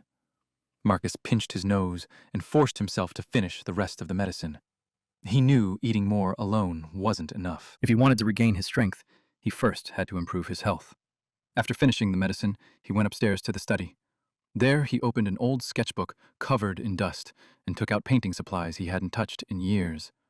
As he painted, he gradually lost himself in the work. The quiet room filled with concentration, while memories from both lives drifted through his mind. Without warning, the study door opened. Lydia walked in. She frowned and complained that the noise was unbearable. Marcus had already been planning to stop, but hearing those words changed his mind. In his previous life, he had abandoned painting because Lydia had once said the exact same thing. No wonder Jason and the others had called him a fool. Out of spite, Marcus dragged the brush hard across the canvas, creating an unpleasant scraping sound. Lydia's brows immediately tightened. Marcus calmly set the brush down. Then he told her that if they got divorced and lived separately, he could make as much noise as he wanted without bothering her. Lydia let out a cold laugh. She replied that they were already living separate lives, so there was no need for a divorce. Marcus genuinely didn't understand. If that was true, then why did she keep coming home? What exactly kept bringing her back? It certainly wasn't him. Lydia seemed unsettled by how directly Marcus spoke now. Her expression darkened. Normally, she would have left by now. One phone call was all it would take for her to find somewhere else to be. Instead, she swallowed her anger and questioned whether Marcus wanted her gone because he had found someone else. Marcus suddenly wondered if she suspected him of cheating. Was that why she kept returning? He looked at her in surprise and casually asked whether that would really matter. After all, she had already said everything was fine as long as it stayed out of the public eye. Lydia's face instantly turned cold. She demanded to know whether he actually dared to be unfaithful. Marcus calmly replied that if she was allowed to do whatever she wanted, he couldn't see why the same rules didn't apply to him. Before either of them could say another word, Linda's gentle voice came from outside. She informed them that dinner was ready. Marcus walked past Lydia without another glance and headed downstairs. He was done neglecting himself for her sake. Linda had prepared 3 dishes and a soup. Everything looked and smelled excellent. Marcus finished 2 full bowls of rice. As he was eating the last of the soup, he caught sight of Lydia quietly leaving the house. After putting down his spoon, he smiled at Linda and sincerely praised the meal. He told her it was one of the best home-cooked meals he had ever had, and said that whoever became part of her family was truly fortunate. Linda smiled shyly and modestly replied that it was only ordinary home cooking. Marcus shook his head. He meant every word. When Linda mentioned her son, her expression immediately softened. She laughed and said her son loved her cooking too. He was always encouraging her to open a small restaurant, though she felt it wasn't that simple. Marcus's smile faded slightly. He quietly replied that sometimes luck arrived faster than anyone expected. His thoughts drifted back to his previous life. As he lay dying, the one thing he wanted most was to see Lydia one last time. Instead, his father had told him that Lydia was attending the grand opening of her future mother-in-law's restaurant. She had personally gone there to cut the ribbon. The restaurant had been funded by Lydia herself and had quickly become one of Alton's most popular places. Linda simply smiled and said they were ordinary people, so opportunities like that would probably never come their way. Marcus wanted to tell her that her family's biggest opportunity was less than 2 weeks away, but he kept those words to himself. He quietly watched Linda's awkward smile before standing up and leaving the dining room. Marcus had never thought Zane's parents were bad people. In his previous life, they had strongly opposed Zane's relationship with Lydia. To them, their son was still a university student, while Lydia was a married woman. No respectable family would approve of that. But over time, Lydia's persistence gradually changed their minds. Eventually, they accepted the relationship. What none of them ever considered was the pain Marcus endured as the man who was still legally her husband. After taking a shower, Marcus lay comfortably in bed and casually scrolled through the news before sleeping. As expected, another headline featured Lydia. This time, she had been photographed at a bar with Stella and several handsome men. Marcus wasn't surprised. Lydia attracted attention wherever she went. With her status, even eating at a roadside food stall would probably become headline news. As usual, the comment section quickly turned its attention to Marcus. Some people joked that he must have endless patience. Others said they would never tolerate a wife like Lydia. Some pitied him, while others simply mocked him. Marcus quietly scrolled past every comment. Just as he was about to fall asleep, his phone suddenly rang. It was Sean. His usually relaxed voice sounded unusually tense. He urgently told Marcus to come over immediately because something had happened. Marcus immediately asked what had happened. Sean told him to stop asking questions and hurry over. Jason and Lydia were about to get into a fight, and he had already sent the address. Marcus couldn't understand how Jason had ended up clashing with Lydia. No matter how bad Lydia's temper was, he couldn't imagine her getting physical with anyone. Without wasting another second, Marcus changed his clothes and rushed out. By the time he arrived at the bar, both Jason and Lydia had already been moved into a private room. With people of their status, causing a scene in public would have made headlines immediately. The moment Sean saw Marcus, he pulled him over. Jason was still furious, glaring at Lydia as if they were sworn enemies. Lydia looked just as angry, though her silence was even more intimidating. Stella stood beside her, looking nervous. She quickly apologized to Marcus and explained that the men at the bar had been invited by her, not Lydia. Marcus noticed this was the first time Stella had ever addressed him so politely. Jason immediately exploded. He pointed at Stella and argued that one of those men had been standing far too close to Lydia, insisting it wasn't something that could be dismissed so easily. Stella looked genuinely frightened. Lydia remained silent, her cold eyes fixed on Marcus, clearly waiting to hear what he would say. Marcus acted as though he hadn't noticed. He calmly turned to Jason and told him he had misunderstood the situation. Those men had been Stella's guests. Besides, Lydia's taste had always been different. Flashy young men like that were never the type she liked. The room instantly fell silent. Jason and Sean stared at Marcus in complete disbelief. They couldn't understand how he could stay so calm. They already knew Marcus wanted a divorce, but they never imagined he would react like this after loving Lydia for more than 10 years. Jason had been furious enough to confront Lydia himself, yet Marcus looked completely unaffected. Marcus gently grabbed Jason and Sean by the arms. He told them he was serious and suggested they leave together. They could find another place for drinks, and this time he would pay. Without looking back at Lydia, Marcus walked out with his friends. Behind him, Stella quietly told Lydia that Marcus had already left. Lydia coldly replied that Marcus no longer deserved the title of her husband. Those words reached Marcus just before the door closed. A faint pain stirred in his chest. He quietly thought that she could save that title for Zane instead. The three friends found another place to drink. After a while, Jason looked at Marcus seriously and asked if he had truly let Lydia go. Marcus nodded without hesitation. That was the one thing he was absolutely certain about. Jason raised his glass, emptied it in one gulp, and said he finally respected Marcus for being able to let go of 10 years of feelings. Jason raised his glass toward Marcus. He said letting go of 10 years of feelings took real courage. Sean did the same. Just as the atmosphere became lighter, Sean's phone rang. It was his girlfriend checking in. Out of the three of them, Sean's relationship was the most stable. They were already talking about marriage. The moment he answered the call, he stood up to leave. Jason laughed and teased him for rushing home the second his girlfriend called. Sean laughed back, threw a playful insult his way, and left. Afterward, Marcus paid the bill, and he and Jason went their separate ways. When Marcus returned to Crestwood Manor, the smell of alcohol clung to him. He decided to take a shower. The moment he opened the bathroom door, warm steam rolled out. A figure slowly emerged through the mist. Marcus froze. Standing there was Lydia. In 5 years of marriage, he had never seen her using his bathroom. After a brief silence, Marcus quietly reminded her that this was the bathroom connected to his bedroom. Ever since they married, he had always stayed in the master bedroom, while Lydia either slept in the guest room or the study whenever she came home. Lydia calmly dried her hair and casually asked whether he had a problem with it. Marcus honestly replied that he didn't. He even admitted she looked beautiful.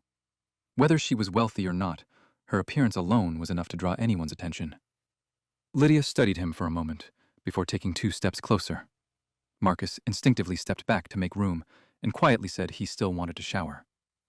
Instead of leaving, Lydia reached out and gently held the back of his head. Before Marcus could react, she kissed him. The cool scent of mint lingered between them. Marcus stood frozen. He had never expected this. When he failed to respond, Lydia deepened the kiss. Marcus had no experience in moments like this and could only follow her lead. The warm steam filling the bathroom made the silence between them even heavier. His heartbeat gradually sped up. For a brief moment, Marcus almost let himself forget everything. Just as he began to respond, Lydia suddenly pulled away. The warmth in her eyes disappeared. Marcus looked at her in confusion. She let out a cold laugh. She sarcastically asked whether everything he had said about moving on had only been an act. She brushed the corner of his lips with her thumb and accused him of pretending not to care just to make everyone believe he had changed. According to her, Marcus was simply playing hard to get. Only then did Marcus understand. The kiss had never been about affection. It had been a test. His thoughts instantly cleared. Marcus quietly straightened his clothes and regained his composure. Marcus looked down at Lydia, feeling both helpless and amused. He quietly asked whether all of this had really been necessary. He told her he wasn't playing games. She was simply unused to seeing him pull away. For years, he had followed her without hesitation, and now that he had finally stopped, it naturally felt strange to her. Lydia tilted her head with a faint smile and jokingly asked if he was comparing himself to a dog. Marcus calmly adjusted his wrinkled collar and replied that she already knew the answer. Lydia wasn't someone who misunderstood people's feelings. Marcus had confessed to her more times than he could remember. She had simply never taken him seriously. Many men had fallen for her. The only difference was that Marcus had actually become her husband. Lydia let out a quiet laugh that sounded strangely satisfied. She casually told him to go take his shower before turning and leaving. Marcus quickly shut the bathroom door behind her. Looking into the mirror, he saw his face was completely red. He couldn't help laughing at himself. All Lydia had done was tease him for a moment, and he had nearly lost control. He spent several minutes calming himself before finally taking his shower. By the time he finished, Lydia was already gone. He watched her car disappear into the night. Marcus knew she probably wouldn't return for a while. Tonight had convinced her of one thing. She still believed his feelings were under her control. The next morning, Ray drove Marcus to the hospital. Marcus deliberately chose a charcoal, slim-fit suit that made him look more mature and confident. After arriving, he placed a bouquet of flowers beside Wendy's bed. Smiling warmly, he asked how her arm was feeling. Wendy put down her phone and happily told him she was recovering well. The doctor had even said she could be discharged the next day. Marcus sat beside her and casually adjusted his cuff. He asked why Zane hadn't come to visit. Wendy smiled and explained that Zane was working. Since both of them had part-time jobs, they were trying to ease the financial burden together. Marcus nodded and kept the conversation relaxed. After a while, he looked at his phone and pretended to be surprised. He said the battery had somehow died. Wendy pointed to the charger beside her bed and told him he could use it. Marcus picked it up and deliberately leaned across her to plug in his phone. As he moved close, Wendy's face immediately turned bright red. Marcus quietly noted how innocent she really was. Just then, he noticed someone standing at the doorway. It was Naomi. She had been silently watching the entire scene. Marcus instantly realized she had probably seen his little act with the charger. Feeling slightly embarrassed, he greeted her and asked what had brought her there. Naomi calmly replied that she was covering someone else's shift. She walked over, examined Wendy's injury, and gave a few simple instructions. Marcus stood quietly to one side. For some reason, he felt a little guilty. Unlike the others, Naomi had never done anything against him. In his previous life, the only time they had ever worked together was when both of them were trying to stop Lydia. Before that, they had been complete strangers. In the end, Naomi had been the one searching everywhere for doctors to treat Marcus. She looked at him quietly and asked him to step outside with her. Marcus reluctantly followed. Naomi led him into her office. The other doctors had already left, leaving only the two of them. She calmly flipped through patient files without looking up. Then she asked how things had been between him and Lydia lately. Her hair was neatly tied back, giving her the same calm and professional appearance as always. Marcus casually replied that everything was the same. Naomi quietly remarked that when marriages became stagnant, people often looked elsewhere for excitement, but the price was usually much higher than they expected. Marcus frowned. He asked why she wasn't saying those things to Lydia instead. Naomi finally closed the file and looked directly at him. She said she already had. Lydia simply refused to listen. Almost without realizing it, Marcus replied that neither did he. For a brief moment, surprise flashed across Naomi's face. Marcus quickly collected himself. He reminded her that she was Lydia's closest friend. She knew better than anyone what Lydia had been doing all these years. Marcus pointed out that he had never argued, never made a public scene, and never crossed any boundaries. He believed he had already done more than enough. As for Wendy, he explained that the accident had truly been an accident. He had only been visiting her afterward. There was nothing more to it. Marcus admitted that the only reason his attitude toward Lydia had changed was because he wanted to end the marriage. Whether they divorced or not, He still had to live his own life. Naomi quietly held his gaze for a long moment. She didn't seem completely convinced. Just then, the other doctors returned. Naomi ended the conversation by saying Wendy could be discharged the following day. Marcus left the office feeling strangely uneasy. Talking to Naomi somehow felt more difficult than talking to Lydia. With Lydia, he had already accepted the worst possible outcome. Divorce was exactly what he was waiting for. But standing in front of Naomi made him feel as though she could see straight through him. Originally, Marcus planned to return to Wendy's room and continue building the calm, dependable image he had been showing her. Instead, he suddenly turned around and walked back to Naomi's office. Taking a seat across from her, he quietly asked whether she would like to have dinner together. He explained that he had been thinking a lot about his marriage lately and wanted someone trustworthy to talk to. That was only the excuse. His real goal was much simpler. He wanted Naomi and Zane to meet as soon as possible. Naomi looked at him in surprise. The two of them had barely exchanged more than a few words before, let alone shared a meal. Still, because the situation involved Lydia's marriage and the interests of both families, she understood that it wasn't something to dismiss lightly. After thinking for a moment, Naomi agreed. She said she was free that evening. Marcus immediately pulled out his phone, opened his contact QR code, and held it toward her. He happily suggested a cafe with excellent coffee and asked her to add him so he could send the location. Naomi glanced at the screen, then calmly picked up a pen and handed it to him. She declined the QR code and simply asked him to write the address down. Marcus blinked in surprise. She really was old-fashioned. Without saying anything, he wrote the cafe's address on a piece of paper. Smiling, he told her to meet him at Rendezvous Cafe at 8:30 that evening. Marcus left the hospital in an unusually good mood. The truth was, he never intended to meet Naomi there himself. He wanted her to meet Zane instead. For the rest of the day, he couldn't stop imagining the moment they would run into each other. He even decided to wear a disguise so he could secretly watch everything happen. The only thing he couldn't predict was whether Naomi would be drawn to Zane immediately or whether it would take time. Around 8 o'clock that evening, Marcus arrived at the cafe. Instead of going inside, he peeked through the large glass windows. Naomi was already there. She sat alone in the corner, calmly sipping coffee without even looking at her phone. Marcus immediately searched the cafe for Zane. He checked the counter several times but couldn't find him anywhere. While he was looking around, Naomi spotted him through the window. She stood up and walked outside. Marcus realized it was too late to hide. Without wasting time, Naomi asked what he was doing standing outside. Marcus awkwardly removed the wig and joked that for a doctor she could have been a little gentler. The disguise had been unbearably hot anyway. Naomi frowned. She pointed out that he had invited her there, yet instead of coming inside, he had been standing outside wearing a disguise. She wanted to know what he was really doing. Marcus casually replied that he had only wanted to make sure she had actually arrived before going in. Naomi didn't bother arguing. She simply opened the door and motioned for him to come inside. Marcus reluctantly followed. As he walked past the counter, he asked one of the staff where Zane was. The employee replied that Zane had the day off. Marcus's excitement disappeared instantly. His entire plan had fallen apart. Dragging himself to the table, he sat across from Naomi. Out of habit, he ordered a cup of black coffee and quietly stared into it. Naomi watched him for a moment, before reminding him that he had wanted to talk about Lydia. Marcus simply shrugged.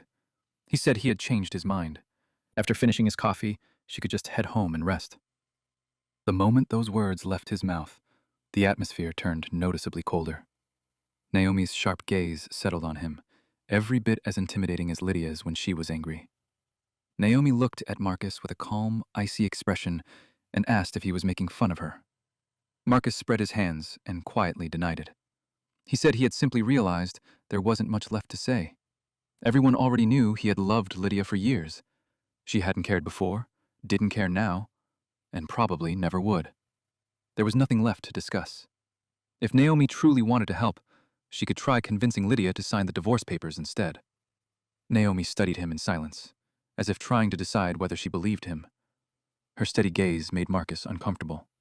He lowered his eyes and pretended to focus on his coffee. After a long pause, Naomi finally spoke. She reminded him that his marriage wasn't an ordinary one. It involved both families and countless shared interests.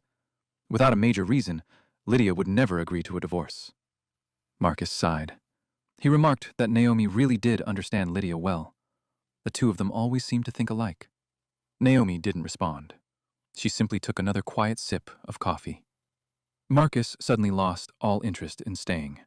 Since Zane wasn't there was no reason to continue with his original plan. The two sat in silence for several more minutes. When Marcus stood to pay, Naomi stopped him and insisted on covering the bill herself. Marcus didn't argue. To someone like her, it was hardly worth mentioning. While Naomi was paying, Marcus quietly slipped out of the cafe. As he drove away, he glanced into the rearview mirror while turning at an intersection. Naomi had just stepped outside. She stood there watching his car disappear into the distance.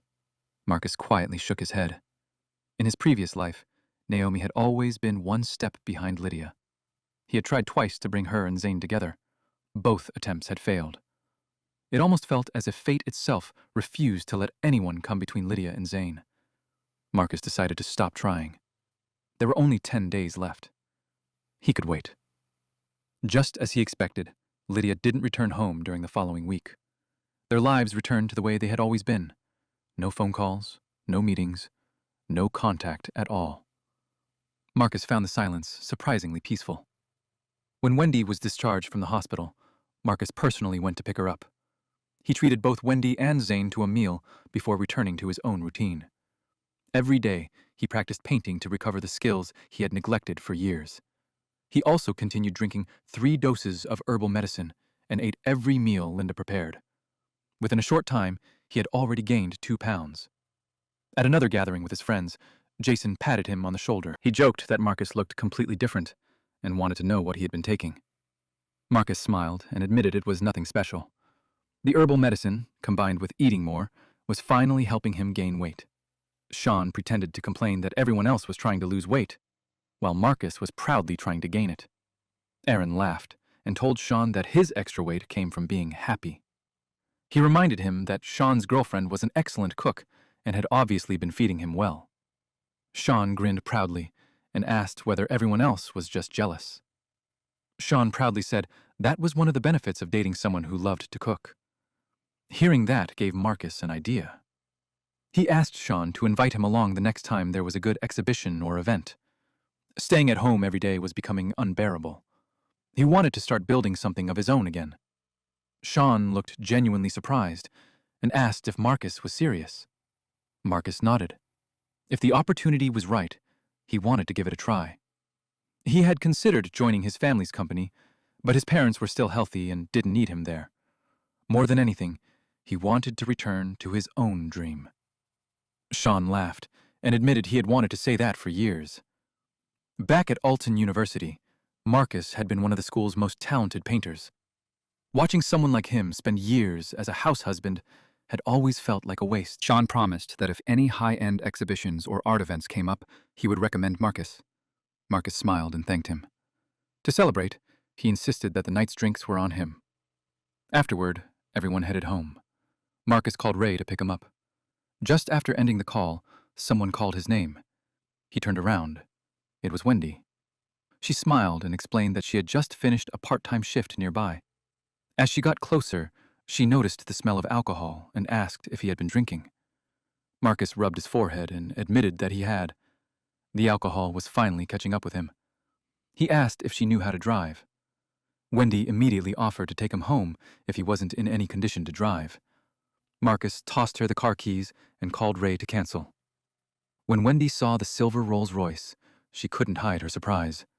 She quietly asked if it really belonged to him. Marcus nodded and, through his dizziness, told her to follow the navigation to Crestwood Manor. The name caught Wendy off guard. She froze for a moment. Marcus leaned against her shoulder and softly urged her to stop standing there because his head was spinning. The unexpected closeness instantly made Wendy blush. She quickly steadied him and carefully reminded him not to fall. Marcus couldn't help noticing that she and Zane were alike. Even after discovering he was wealthy, neither of them showed the slightest greed. Pretending to be more drunk than he really was, Marcus smiled and said that Zane was lucky to have someone as kind as her. Unlike him, all he had after his failed marriage was money. He casually mentioned that the Rolls-Royce was actually the least expensive car he owned, and even joked that if she liked it, she could keep it. If Lydia could give expensive gifts to other men, he saw no reason he couldn't do the same for someone else. Wendy immediately shook her head. She gently helped Marcus into the passenger seat and insisted he had drunk too much. Rather than talking about cars, she just wanted to get him home safely. She drove carefully the entire way, never once speeding. Wendy drove slowly the entire way, clearly afraid of damaging a car that cost more than she could ever repay. Marcus pretended to be asleep in the passenger seat, secretly opening his eyes now and then to check where they were. After a while, Wendy softly asked if they had arrived at Crestwood Manor and which building he lived in. Without opening his eyes, Marcus answered that it was Building 8. Wendy entered the address into the navigation and carefully drove all the way to his front door before parking. Marcus took out his wallet, pulled out a stack of cash, and handed it to her. He told her it was payment for the ride, along with a little extra. Wendy froze before immediately trying to return it. She insisted she had only been helping him and didn't want any money. Marcus unbuckled his seatbelt and stepped out of the car. He told her to keep it anyway. Since it was already late, finding a taxi home would be troublesome. He even told her to keep the car for the night and call him the next day so Ray could come and collect it. Without giving her a chance to refuse again, Marcus walked inside. As soon as he got home, he woke Linda and asked if she could make some sobering tea. Before he had even finished speaking, she was already heading toward the kitchen. Marcus quietly calculated the days. In only 2 or 3 more days, Lydia would attend the Alton Business Forum. That would be the day she finally met Zane. And it would also be the beginning of Marcus's freedom. A short while later, the sound of a car stopping echoed outside. Lydia walked into the house. She glanced at Marcus lying on the living room sofa before quietly sitting at the opposite end. The smell of alcohol on her was no lighter than his. Linda returned with the sobering tea and placed it in front of Marcus before politely greeting Lydia. Lydia only gave her a brief glance and said nothing. Marcus sat up, smiled, and noticed that Lydia had been drinking too. He pushed his own cup toward her and suggested she have it instead. Then he asked Linda to make another cup for him. Linda quietly agreed and returned to the kitchen. Lydia didn't touch the tea. She calmly said she didn't need it. Marcus felt a small sense of satisfaction. The tea had been made by Zane's mother. One day, Lydia would be trying her hardest to win Zane's heart while receiving nothing in return. Compared to that, this was nothing. Linda soon returned with another cup. Marcus casually mentioned that Linda had already been asleep before he woke her to prepare the tea. If Lydia refused to drink even a little, it would seem rather inconsiderate. Linda quickly smiled and said it wasn't any trouble, because it was simply part of her job. Marcus gently replied that Linda shouldn't take Lydia's attitude personally. He joked that Lydia had always lacked manners and had an awful temper. Linda looked embarrassed and quickly insisted that Marcus was being too kind. Marcus smiled and told her not to worry about it anymore before asking her to get some rest.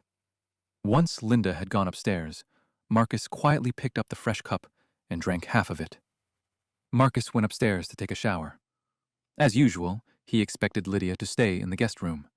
Instead, when he returned, he found her sitting on the bed in the master bedroom, already changed into her pajamas. Marcus frowned and asked why she was in his room. Lydia looked just as unhappy. She explained that her parents had arrived unexpectedly and were staying in the guest room. Marcus was caught completely off guard. In his previous life, they had desperately wanted grandchildren, yet they had never once visited Crestwood Manor. So why now? Lydia let out a cold laugh and reminded him to think about what he had said to Naomi. Only then did Marcus realize what had happened.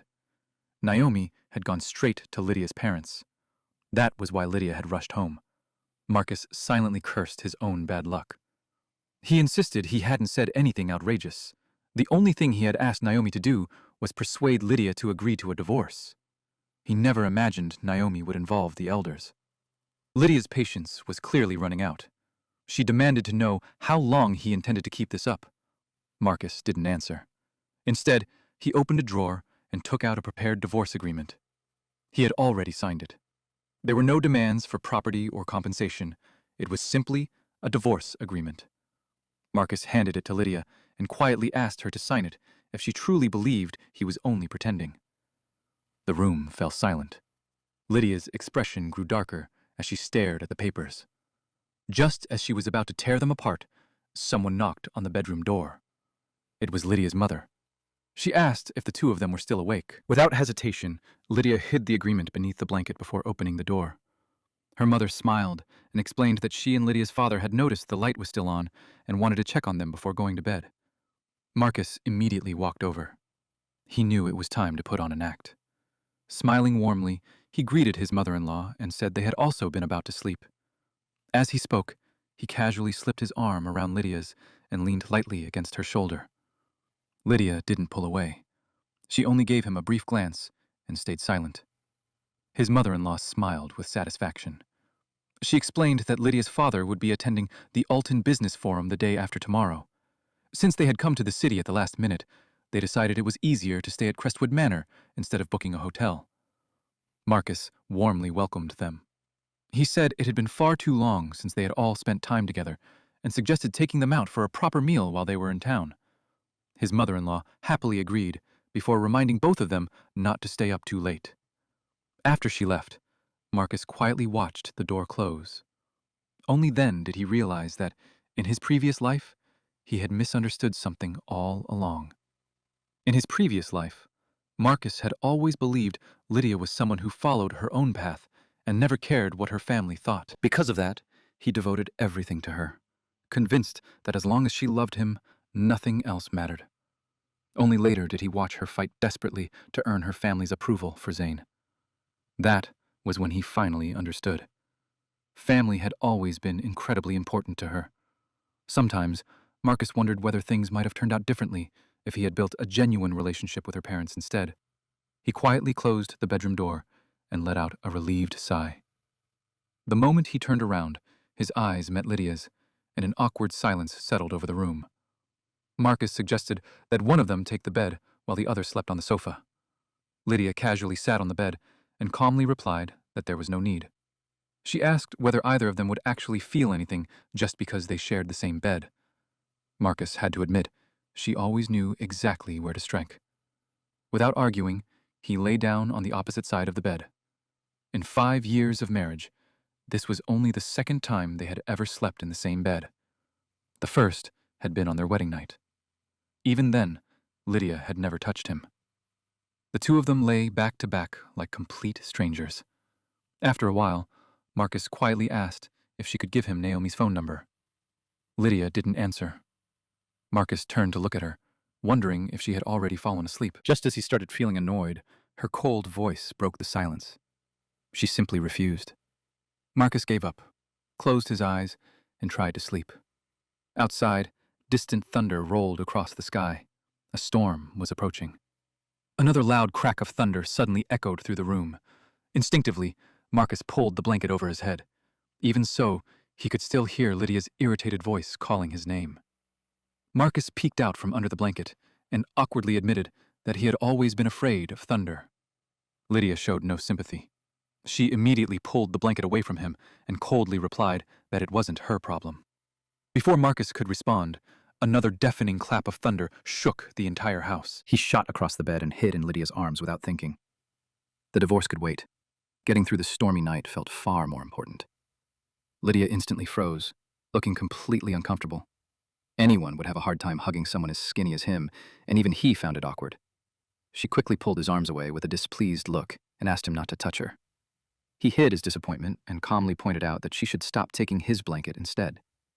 Without saying another word, Lydia tossed the blanket back onto his side of the bed.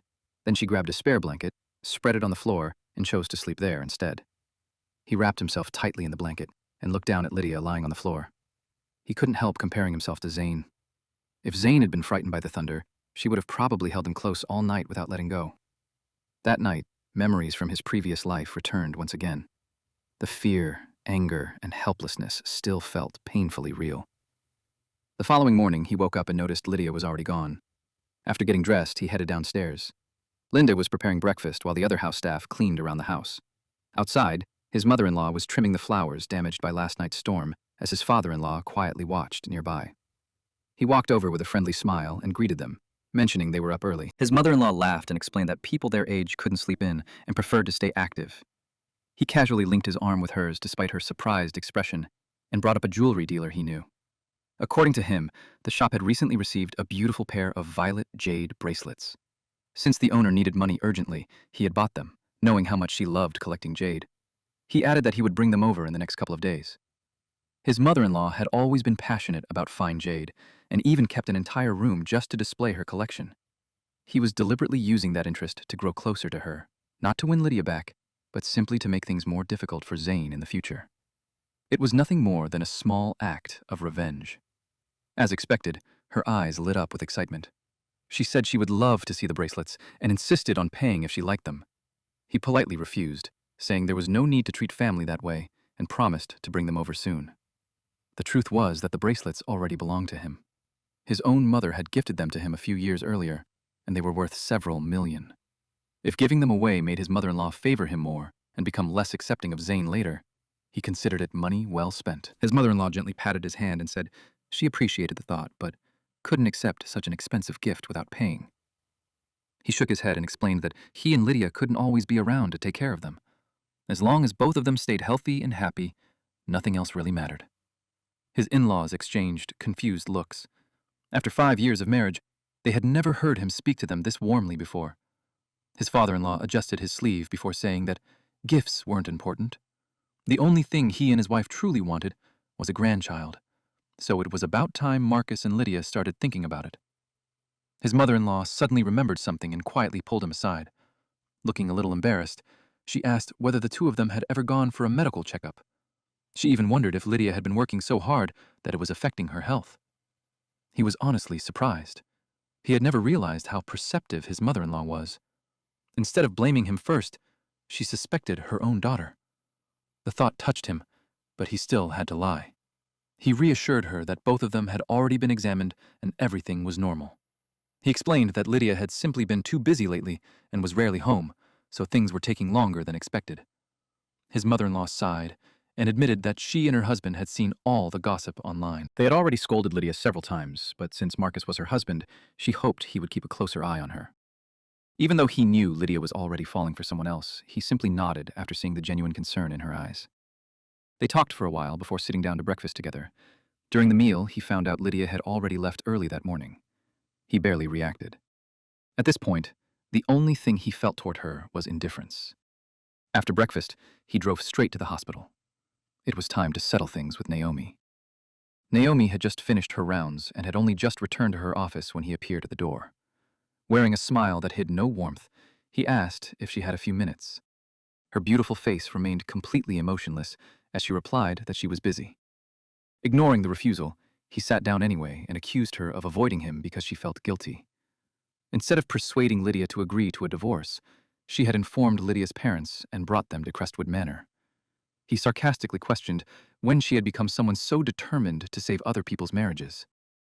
Naomi looked at him calmly and explained that Lydia's parents had asked how things were going between them. She had simply answered that he wanted a divorce. Hearing that, he almost lost his temper. Out of everything she could have said, she had picked the worst possible answer. Now his in-laws were bound to misunderstand him. Just as he rubbed his forehead in frustration, a nurse arrived and called Naomi away, leaving him alone in the office. His eyes drifted to the thermos on her desk.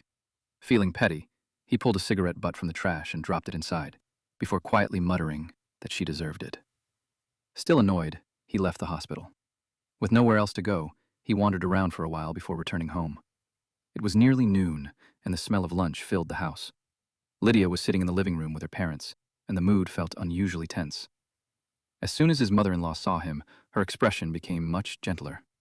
She welcomed him back, and after he sat beside her, she held his hand before turning to look at Lydia. Lydia's mother looked at her seriously and said she would only say this once. If Lydia got involved in another scandal with other men, she shouldn't even call herself their daughter anymore. Lydia stared at her parents in disbelief, unable to understand why they were reacting so strongly. Her mother then turned to Marcus and admitted that the marriage hadn't been fair to him. She said Lydia had acted irresponsibly for years, constantly attracting unwanted rumors, while Marcus had always been the one patiently standing by her. She asked him to give Lydia one more chance, promising that they would help keep her on the right path. Marcus was stunned. Naomi had only mentioned that he wanted a divorce, yet his in-laws had become this concerned. In his previous life, he had never realized how much they valued him. By the time Lydia had brought Zane home back then, her decision had already been final, and nothing anyone said could change it. Now, Lydia sat across from him with an icy expression, convinced he had arranged everything. Even after showing her the divorce papers the night before, she still hadn't changed her opinion. He gently stepped in and told her parents not to worry. Most of the rumors about Lydia weren't true, and many of them were simply part of doing business. He said he trusted her. His father-in-law shook his head and praised Marcus for being kind and reasonable. While trust was important, he had watched how Lydia treated him over the years. He warned Marcus not to be too forgiving, because people often valued things they couldn't easily have. The more someone gave, the less it was appreciated. Marcus felt both grateful and amused by the advice, while Lydia looked even angrier. He simply nodded like an obedient son-in-law and said he understood. Just then, Linda announced that lunch was ready. Marcus smiled and complimented Linda's cooking, encouraging his mother-in-law to visit more often to enjoy her meals. As they walked toward the dining room, his mother-in-law chatted with him warmly. She mentioned she would be leaving in a couple of days and pointed out how thin he had become, telling him he should eat more and gain some weight. He quietly thought there would be plenty of chances for that in the future. Although it was a rare family lunch, Lydia remained silent the entire time while Marcus kept the conversation lively with her parents. During the meal, Lydia's phone buzzed. After checking the message, she immediately looked at Marcus, though he paid little attention to it. Only after lunch, when everyone had gone to rest, did Lydia confront him. She held up a photo on her phone and demanded to know if he had done it. The picture, sent by Naomi, showed a cigarette butt floating inside the tea in her thermos. Marcus didn't deny it. He admitted he had done it because Naomi had exposed him to Lydia's parents. Lydia slipped her phone back into her pocket and stared at him in disbelief. She questioned whether he had lost his mind and asked what he was really trying to accomplish. The old Marcus had barely interacted with Lydia's friends, yet now he was pulling childish pranks like this.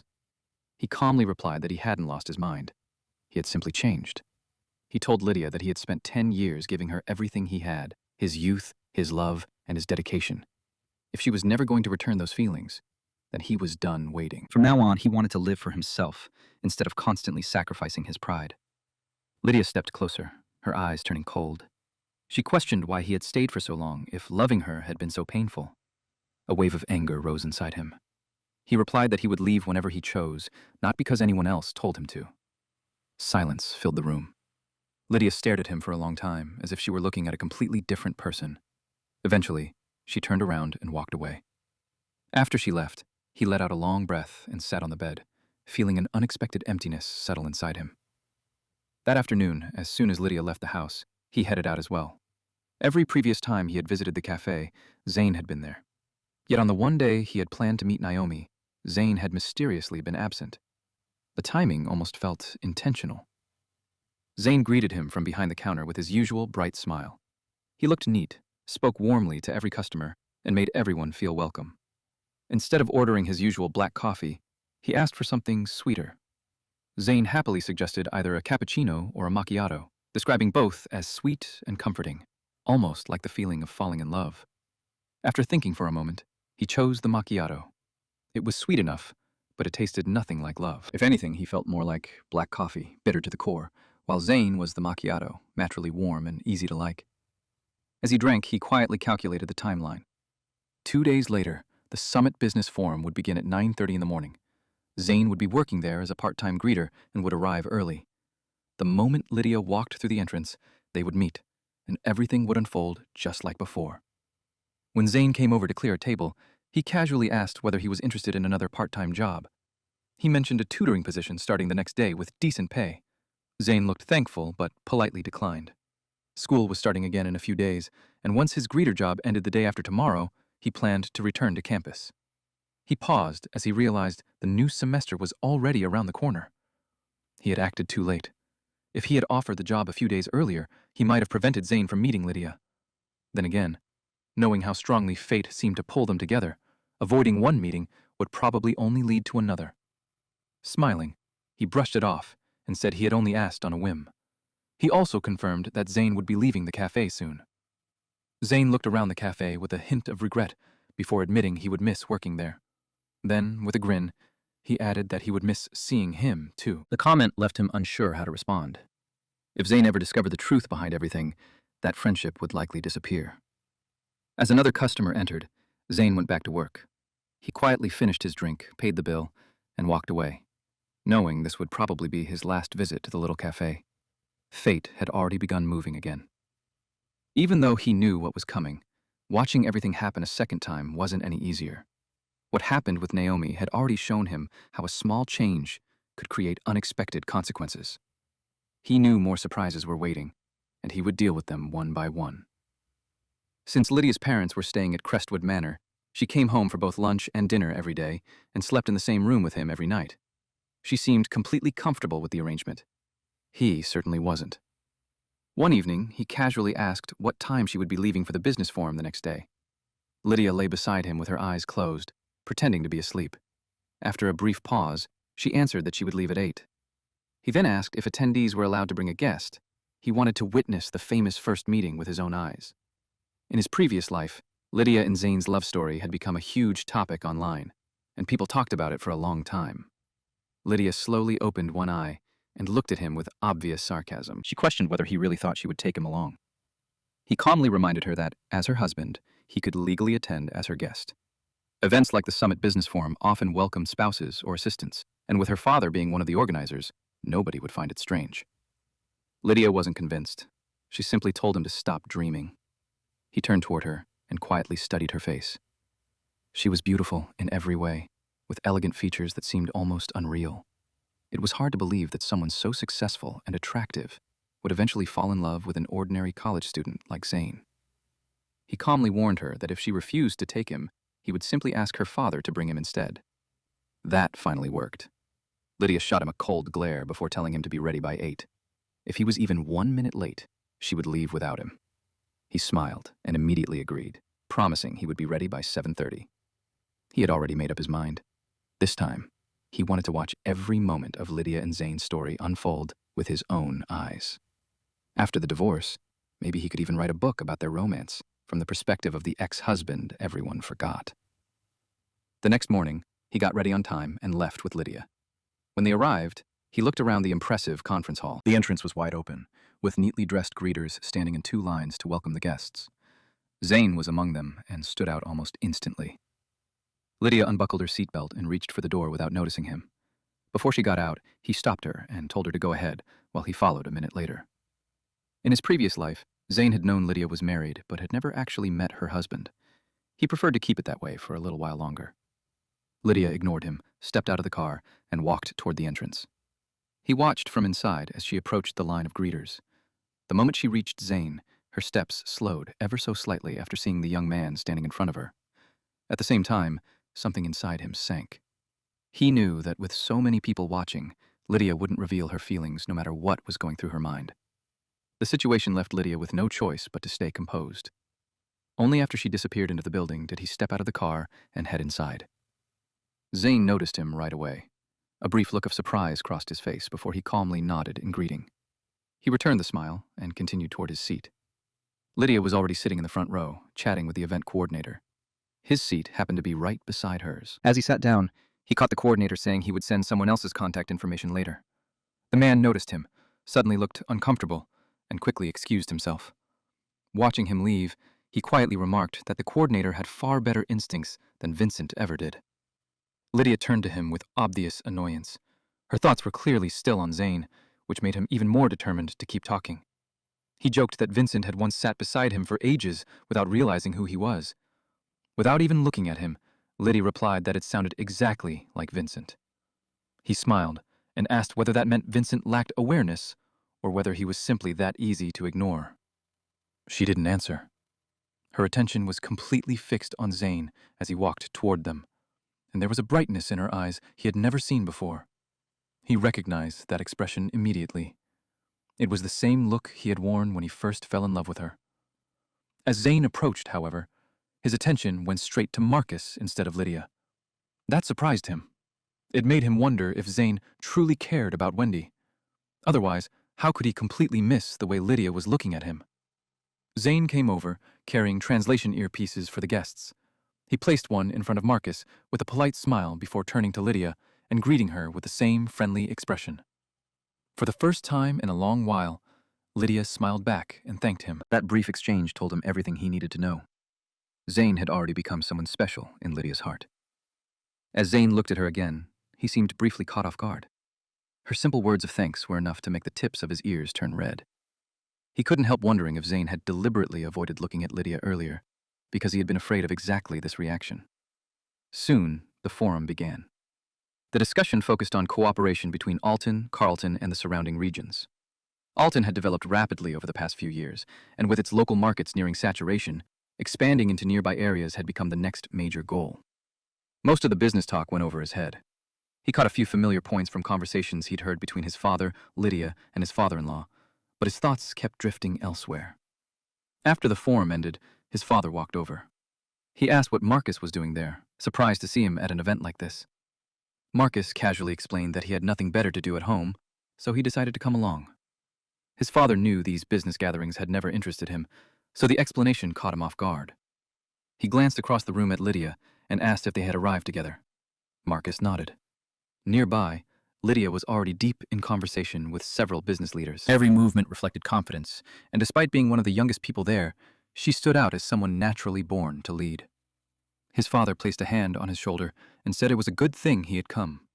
As Lydia's husband, he should be attending events like these and establishing his place beside her. Just then, his father-in-law walked over and greeted his father like an old friend. The two immediately slipped into a lively conversation. Taking the chance, he quietly walked away and began searching the hall for Zane. By now, Zane should have finished his shift, collected his pay, and been getting ready to leave.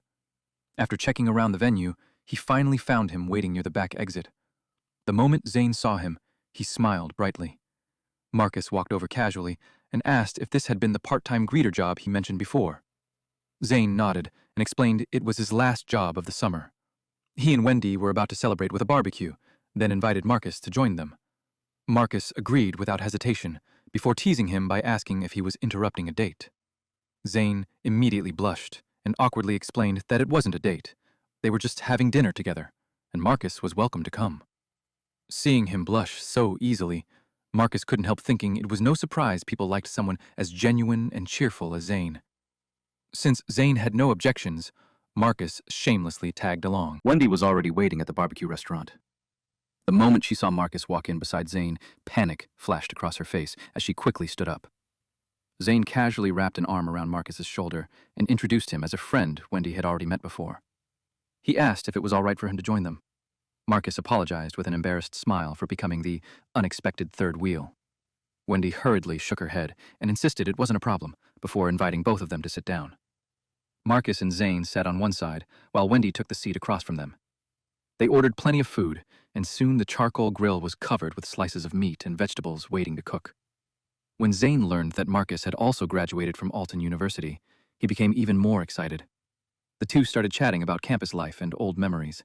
Meanwhile, Wendy quietly grilled the pork belly, occasionally stealing affectionate glances at Zane while looking at Marcus with obvious uncertainty. Halfway through the meal, Zane's phone vibrated. He checked the message, and Marcus caught a glimpse of the sender's number. It was filled with repeated eights. He immediately knew who it was. Lydia had already made her move. Zane looked confused and slightly surprised. Instead of replying, he quietly placed his phone face down on the table. Wendy noticed and casually asked who had sent the message. Without looking up from the sizzling meat, Zane simply said it was spam. Marcus silently felt sorry for Wendy. She happily continued grilling food for him, completely unaware of what was happening. After excusing himself to use the restroom, Marcus pulled out his phone and sent Wendy a message. The text reminded her that she had left the silver Rolls-Royce behind the last time she visited Crestwood Manor, and had even forgotten the key by the entrance. He added that it was fortunate the estate had excellent security, or someone could have stolen it. He put his phone away, adjusted his jacket, and returned to the table. Wendy kept her eyes fixed on the grill, refusing to look at him. From her perspective, he probably looked like a wealthy man trying to flirt with a younger woman. Meanwhile, Zane became increasingly distracted. After receiving no reply to her text, Lydia had started calling him directly. Startled by the incoming call, he quickly declined it before hurriedly sending back a short message. Marcus couldn't make out the message on Zane's phone, so he acted as if nothing had happened. He casually suggested that Zane could simply block numbers like that. Zane turned his phone face down and quietly replied that he knew. Whatever message Zane had sent seemed to work because Lydia stopped contacting him, at least for the moment. Still, Marcus knew her too well. Once Lydia became interested in someone, she never gave up easily. The rest of the meal passed in silence, with everyone distracted by their own thoughts. When they finished, Wendy offered to drive both of them home. Marcus immediately declined and told her to take Zane instead while he called a car for himself. Without looking at him, Wendy quietly agreed and wished him a safe trip. He helped them get into a taxi, watched it disappear, then called Ray to pick him up. About 15 minutes later, Ray arrived. Looking at Ray's calm and dependable face, Marcus couldn't help joking that he wished Lydia were as reliable as him. Ray immediately asked if he should call Lydia. Marcus rubbed his forehead and simply told him to drive. Soon they arrived back at Crestwood Manor. His in-laws were already home, but Lydia wasn't. As soon as Marcus entered, his mother-in-law asked where Lydia was and whether she hadn't returned with him. Marcus explained that they had run into some friends after the forum and had dinner separately. He admitted he had assumed Lydia was already home. Deep down, he knew she probably wasn't coming back that night. Her attention had already shifted elsewhere. His father-in-law's expression darkened. He complained that they hadn't even left yet, and Lydia was already staying out late. Without them around, she would probably treat the house like a hotel. Frustrated, he told Marcus to call her, and if she didn't answer, to contact every one of her friends. Instead of arguing, Marcus silently handed his phone to his mother-in-law. He knew her words would have far more impact than his own. Although he wasn't close to Lydia's friends, he still had almost all of their phone numbers, except Naomi's. His mother-in-law searched through the contacts and began calling them one by one using the speakerphone. After several attempts, Stella finally answered. She called out to Lydia, saying her husband was calling. From the background came Lydia's impatient voice telling Stella not to answer. Everyone in the room heard it clearly. There was loud laughter around Lydia, with people encouraging her behavior.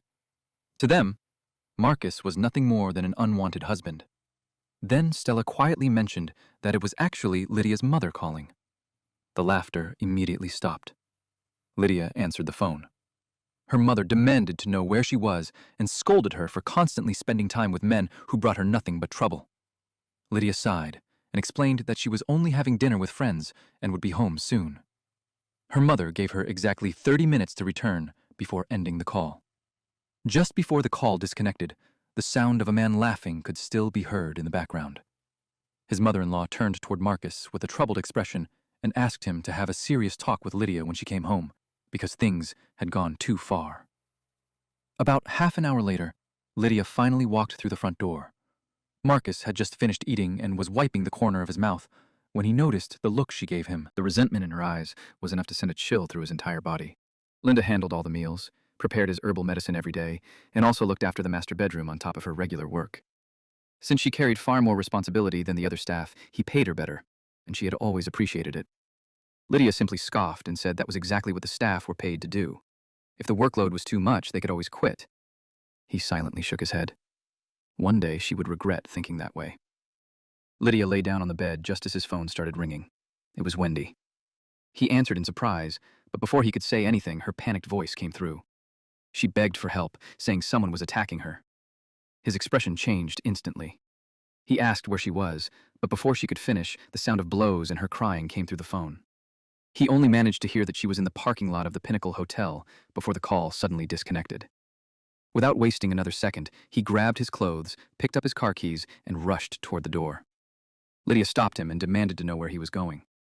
Without hesitation, he casually replied that Jason needed his help with something.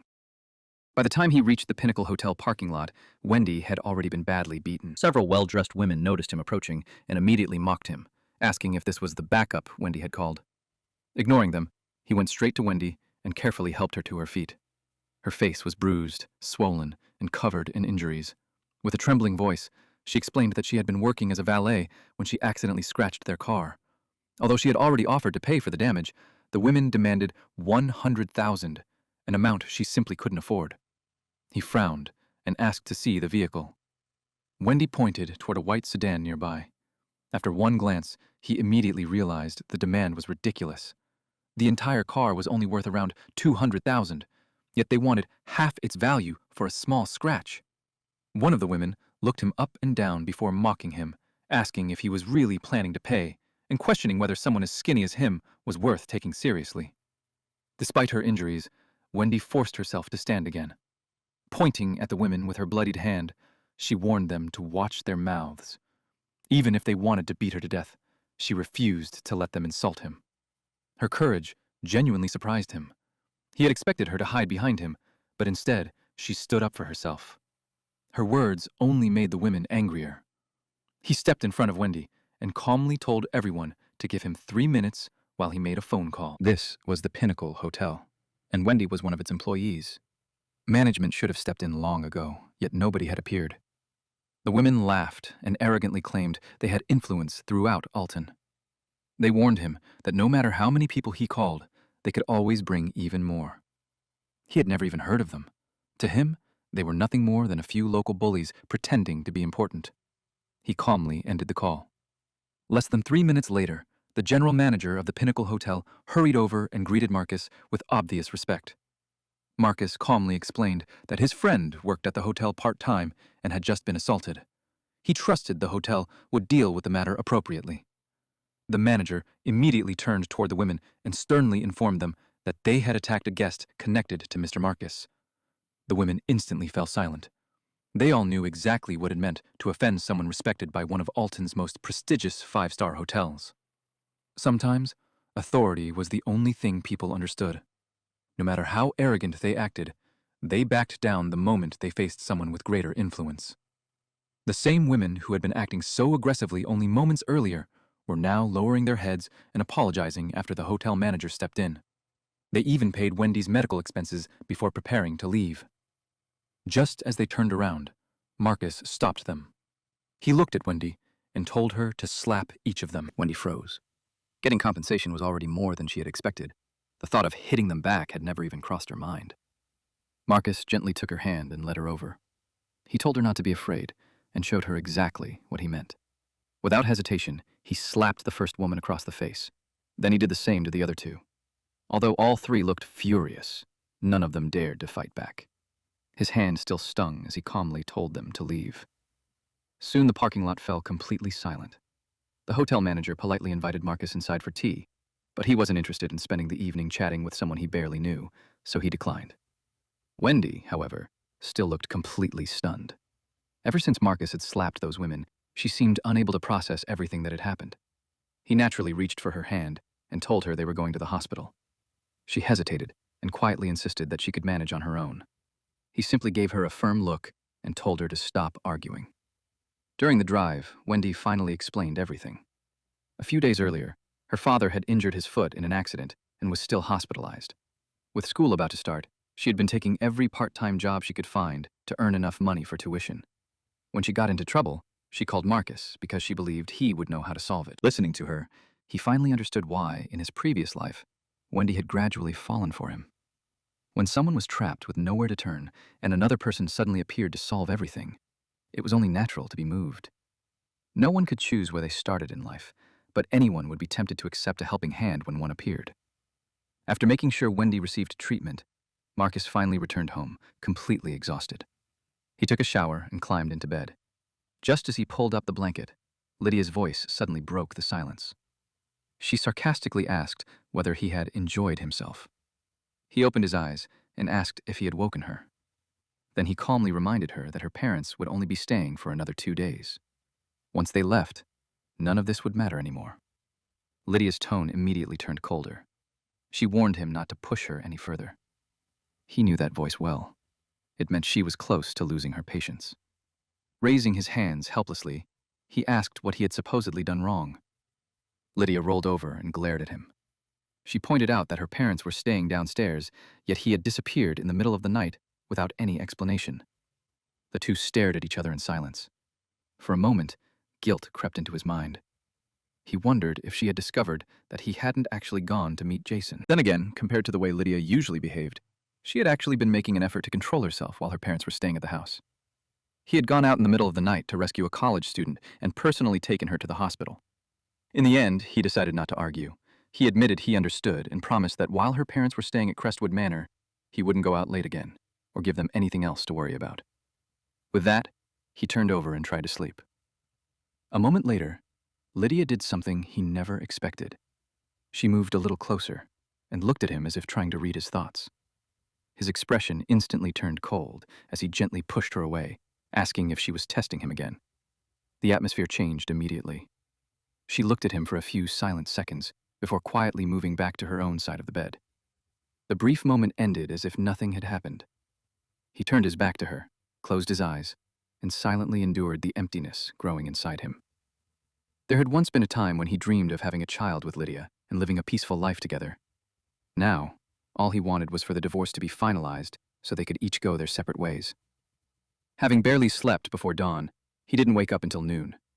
Checking his phone, he found several unread messages. One was from his mother-in-law, saying that she and his father-in-law had unexpectedly returned to Carlton. Another was from Sean, asking whether he was interested in making an appearance at a concert. The last message came from an unknown number. It contained a photo of him walking out of the hotel parking lot with Wendy the previous night. Because of the camera angle, the two appeared unusually close, and Wendy's visible injuries only made the situation look more suspicious. He stared at the picture for a full minute, trying to figure out who could have taken it. They could have been paparazzi, or perhaps someone connected to the women from the parking lot. Although his father and Lydia were both well-known public figures, he had always stayed out of the spotlight. He rarely even appeared with Jason anymore, so he couldn't understand why someone had targeted him. Unable to find an answer, he called the number. The call connected, but was immediately disconnected. He then sent a text asking who the sender was. If the photo ever reached the internet, it wouldn't matter that nothing inappropriate had happened between him and Wendy. People would invent their own stories. The last thing he wanted was unwanted attention. A reply arrived almost immediately. It contained only 2 words. It was Naomi. His heart skipped a beat. She had been at the Pinnacle Hotel parking lot that night and had taken the picture herself. She had already suspected there was something between him and Wendy after what happened at the hospital, and now the situation looked even worse. He immediately replied, explaining that the person in the photo really was him, but that she had misunderstood everything. He asked to meet over dinner so he could explain. Naomi didn't respond. After waiting for a while, he called again. This time she answered. She simply told him to choose the restaurant and text her the time before hanging up. After thinking it over, he chose the Pinnacle Hotel.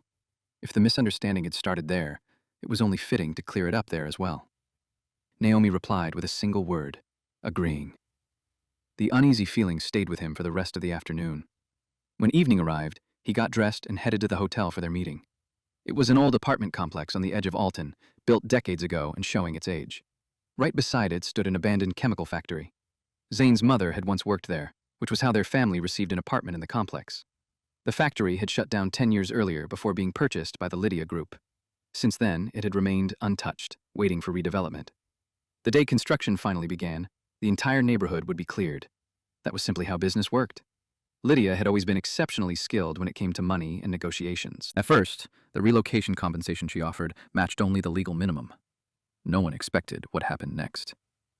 For Zane's sake, she completely changed her approach. The residents chose Zane as their representative during the negotiations. Everyone expected a difficult battle. Instead, Lydia surprised everyone by increasing the compensation package far beyond expectations. Every family walked away with much better terms than they had hoped for. The outcome left Zane with mixed emotions. He was angry because Lydia had created the entire situation herself. Yet he was also deeply touched by everything she had done for him. Sitting inside his car, Marcus leaned back and watched the apartment lights gradually switch on. His thoughts drifted to the past. Back then, he had never realized Lydia was doing all of this for another man.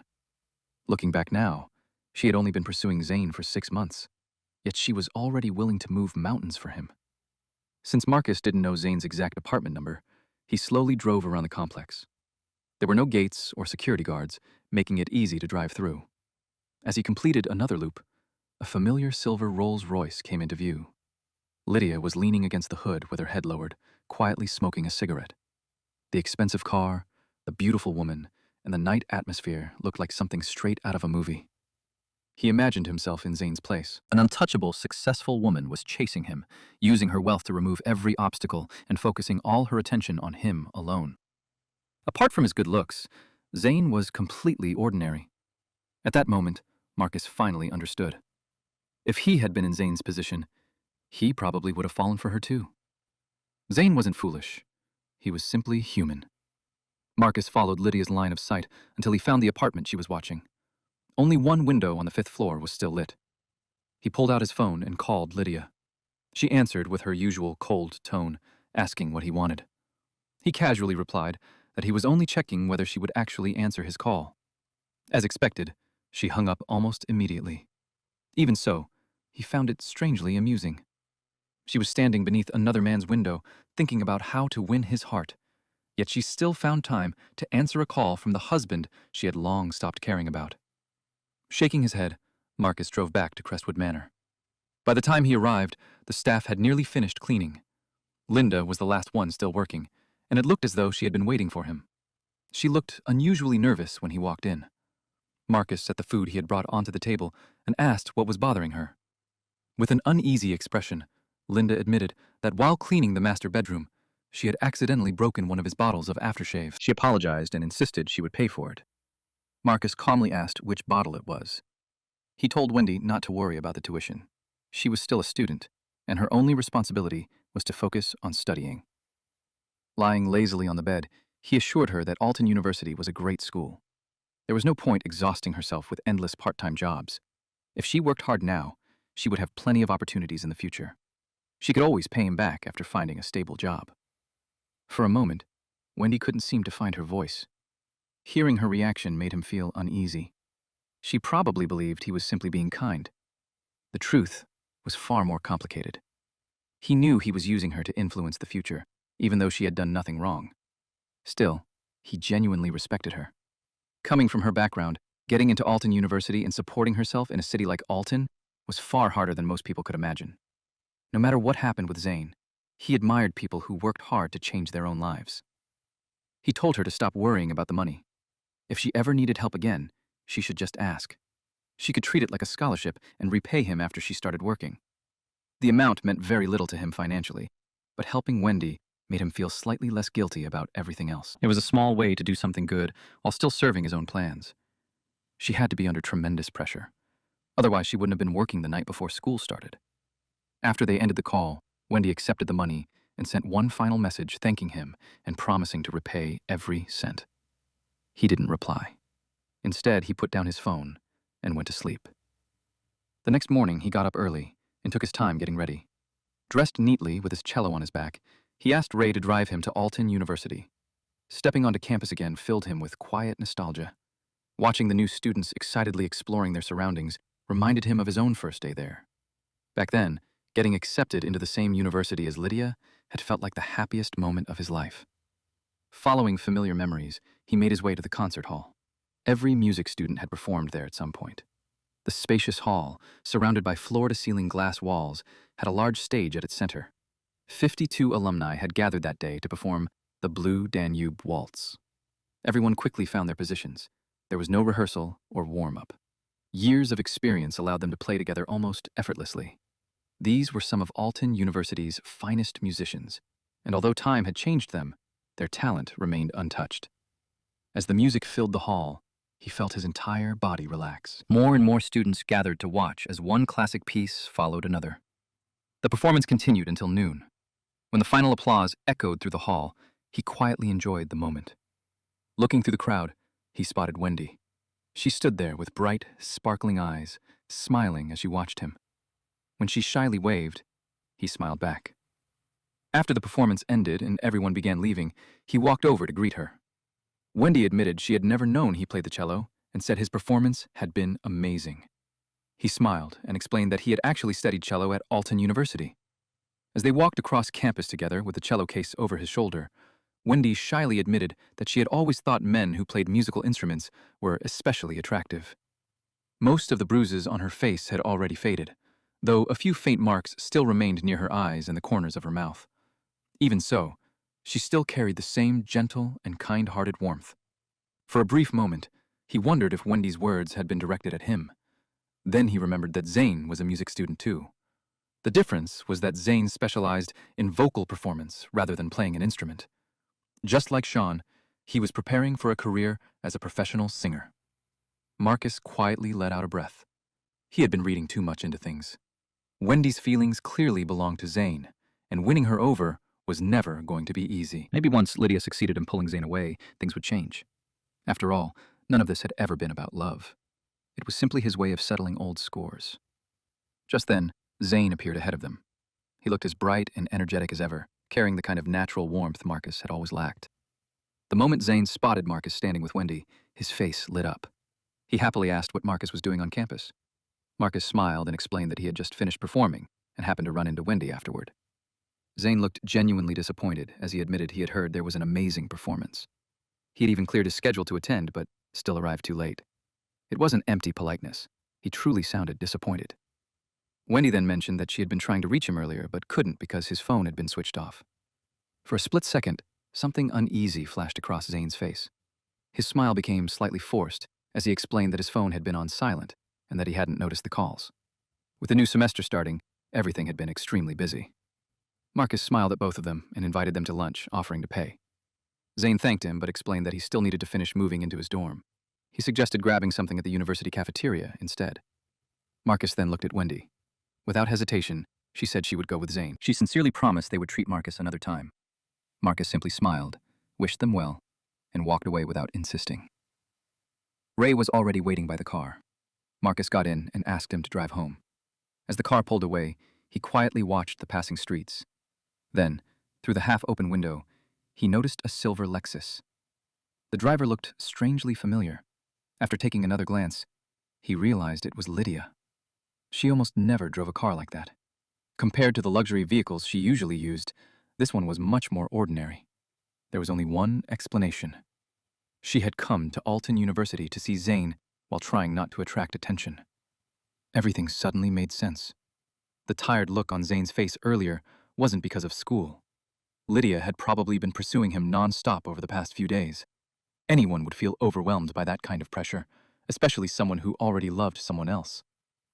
By the time Marcus returned to Crestwood Manor, it was already lunchtime. Remembering what he had just seen completely ruined his appetite. Without touching the food, he went upstairs. Linda noticed immediately and asked whether he was feeling sick, offering to call a doctor. Ever since he had forgiven her for breaking the aftershave bottle, she had become even more attentive. Marcus simply told her he was fine and wasn't hungry. He asked her to go eat with the rest of the staff. He lay down on the bed, unable to settle his thoughts. Linda quietly left without saying another word. Eventually, he drifted off to sleep. He would have slept much longer if Jason hadn't kept calling him. The moment he answered, Jason excitedly shouted that the legendary cellist had returned. Still half asleep, Marcus had no idea what Jason was talking about. Jason told him he had already sent a link and urged him to open it immediately. Before Marcus could say anything, Jason had already hung up. He checked his phone and noticed that Aaron and Sean had each called him 3 times. Curious, he opened the link Jason had sent. It was a video of the performance from the concert hall earlier that day. Marcus was seated on the far left, yet whoever filmed it kept zooming in on him throughout the performance, making it feel as if the camera was following only him. The comments section was overflowing with compliments. People were calling him handsome, mysterious, and even referring to him as the legendary cellist from Alton University. By the time he finished reading, he was completely awake. No one disliked being praised.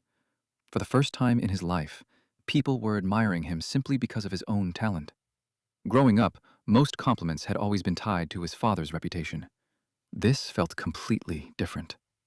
Right on cue, Jason called again. He laughed and asked whether Marcus had expected to become famous overnight. Marcus admitted he was pleasantly surprised. It felt good to know he hadn't lost his touch. Jason immediately reminded him that plenty of people had admired him back in college too, but he had thrown it all away by chasing Lydia. Even now, Jason still couldn't let that go. Marcus simply replied that the past was over and he had moved on. Jason quickly invited him out, joking that they should make him an internet celebrity. He even suggested the 4 of them start a band, with Sean as the lead singer and the others playing backup. Marcus couldn't help laughing. Only Jason could come up with something that ridiculous. He told Jason to forget the band idea and asked where everyone was. Since he hadn't eaten all day, dinner sounded much better than drinks. His weight gain plan wasn't going to stop. Jason agreed immediately and said he knew a tea house with food better than any 5-star restaurant before sending over the address. After changing clothes, Marcus headed out. He didn't expect to run into his father outside the restaurant. His father was chatting with several friends who looked like they had just finished dinner. Surprised, Marcus asked what he was doing there. One of his father's friends immediately recognized him and mentioned the cello performance that had been spreading online all day. His father had obviously already seen the video. Although pride flashed across his face, he casually downplayed it, saying Marcus had studied cello in college and simply hadn't played seriously for years. His friends were even more impressed, praising Marcus for still performing so well after such a long break. They also complimented his appearance, saying he looked like someone with a bright future ahead. Marcus listened to the exaggerated praise with an awkward smile, feeling both embarrassed and secretly pleased. Just then, Jason called again to hurry him. Marcus told his father that his friends were waiting inside. His father waved him off and said he was heading home anyway. Marcus nodded and started walking toward the tea house. Just before going inside, he turned back, planning to invite his father to dinner another day. At that moment, he noticed a woman stepping out of his father's car. She looked to be around 40, carrying herself with quiet elegance and confidence. After respectfully greeting his father, she walked to the driver's seat. Marcus frowned slightly. His father's driver had always been a man. He couldn't remember when that had changed. For some reason, the sight left him with a strange feeling he couldn't quite explain. Just then, Jason's voice called out from the entrance, asking why he was still standing outside instead of coming in. Aaron walked over and gave him a friendly pat on the shoulder, joking that they had been waiting just for him. Smiling, Marcus brushed it off, wrapped an arm around Aaron's shoulder, and the two of them headed inside. As they entered the private room, the scent of fresh tea drifted through the air while soft instrumental music played quietly in the background, instantly creating a relaxing atmosphere. Jason was already posing with a teacup while Sean snapped photos for his social media, clearly trying to impress another girl. Marcus couldn't help smiling to himself. He used to think Jason was hopeless when it came to relationships, but now he seemed like the smartest one among them. The moment Jason saw them, he waved excitedly and told them to sit down, proudly announcing that he had already ordered everything. Marcus and Aaron laughed and said they trusted his taste. The four friends gathered around the tea table while a tea ceremony hostess gracefully prepared their drinks, adding a quiet elegance to the room. Marcus chose a cup of golden eyebrow tea, enjoying its naturally sweet flavor. The hostess carefully demonstrated the brewing process while explaining the tea's origin and unique characteristics. Even watching the ceremony was enjoyable. Before long, the dishes began arriving, and every one of them turned out to be as delicious as Jason had promised. As a server briefly opened the door to deliver another dish, Marcus happened to notice Lydia and Naomi walking past the room. Apparently, they were dining there as well. The thought crossed his mind for only a moment before he dismissed it. Whatever the two of them were doing no longer concerned him. The conversation soon returned to normal. Halfway through the meal, Sean suddenly made an announcement. He revealed that he and Claire had decided to get married. Marcus nearly choked on his food. Jason and Aaron stared at him in disbelief, asking whether he was actually serious. Jokingly, they warned him that marriage could become a trap. Sean only smiled. To other people it might seem that way, but to him it felt like the beginning of a wonderful life. He believed he and Claire were a perfect match. Besides, her family wasn't as powerful as his, so he had no reason to worry about being mistreated. Jason immediately disagreed, warning him not to let love cloud his judgment. He even grabbed Sean's shoulder and urged him to wait another 6 months before making such a big decision. Knowing his friends were only concerned for him, Sean didn't get upset. He simply laughed and brushed Jason's hand away. He said everyone around the table seemed far too pessimistic about marriage and promised he would prove them wrong. Jason looked ready to keep arguing, but Marcus quietly caught his eye. Jason immediately understood. Even close friends had limits, and pushing any further wouldn't help. Marcus excused himself, saying his stomach was bothering him, and headed toward the restroom. As he walked past another private room, he suddenly heard Stella's voice. She asked Lydia whether this was really love. Marcus instinctively slowed his steps. Monica laughed and teased Lydia, saying it was unfortunate that the man she liked wouldn't even give her a chance. It seemed even someone like Lydia couldn't win over everyone. Another voice reminded Lydia that the man already had a girlfriend and suggested she should simply let it go, since there were plenty of other college students. Marcus wasn't surprised. That was exactly how Lydia's friends behaved. Instead of stopping her, they always encouraged whatever she wanted to do. To them, Marcus barely counted as Lydia's husband anyway. Then Naomi's calm voice broke through the conversation.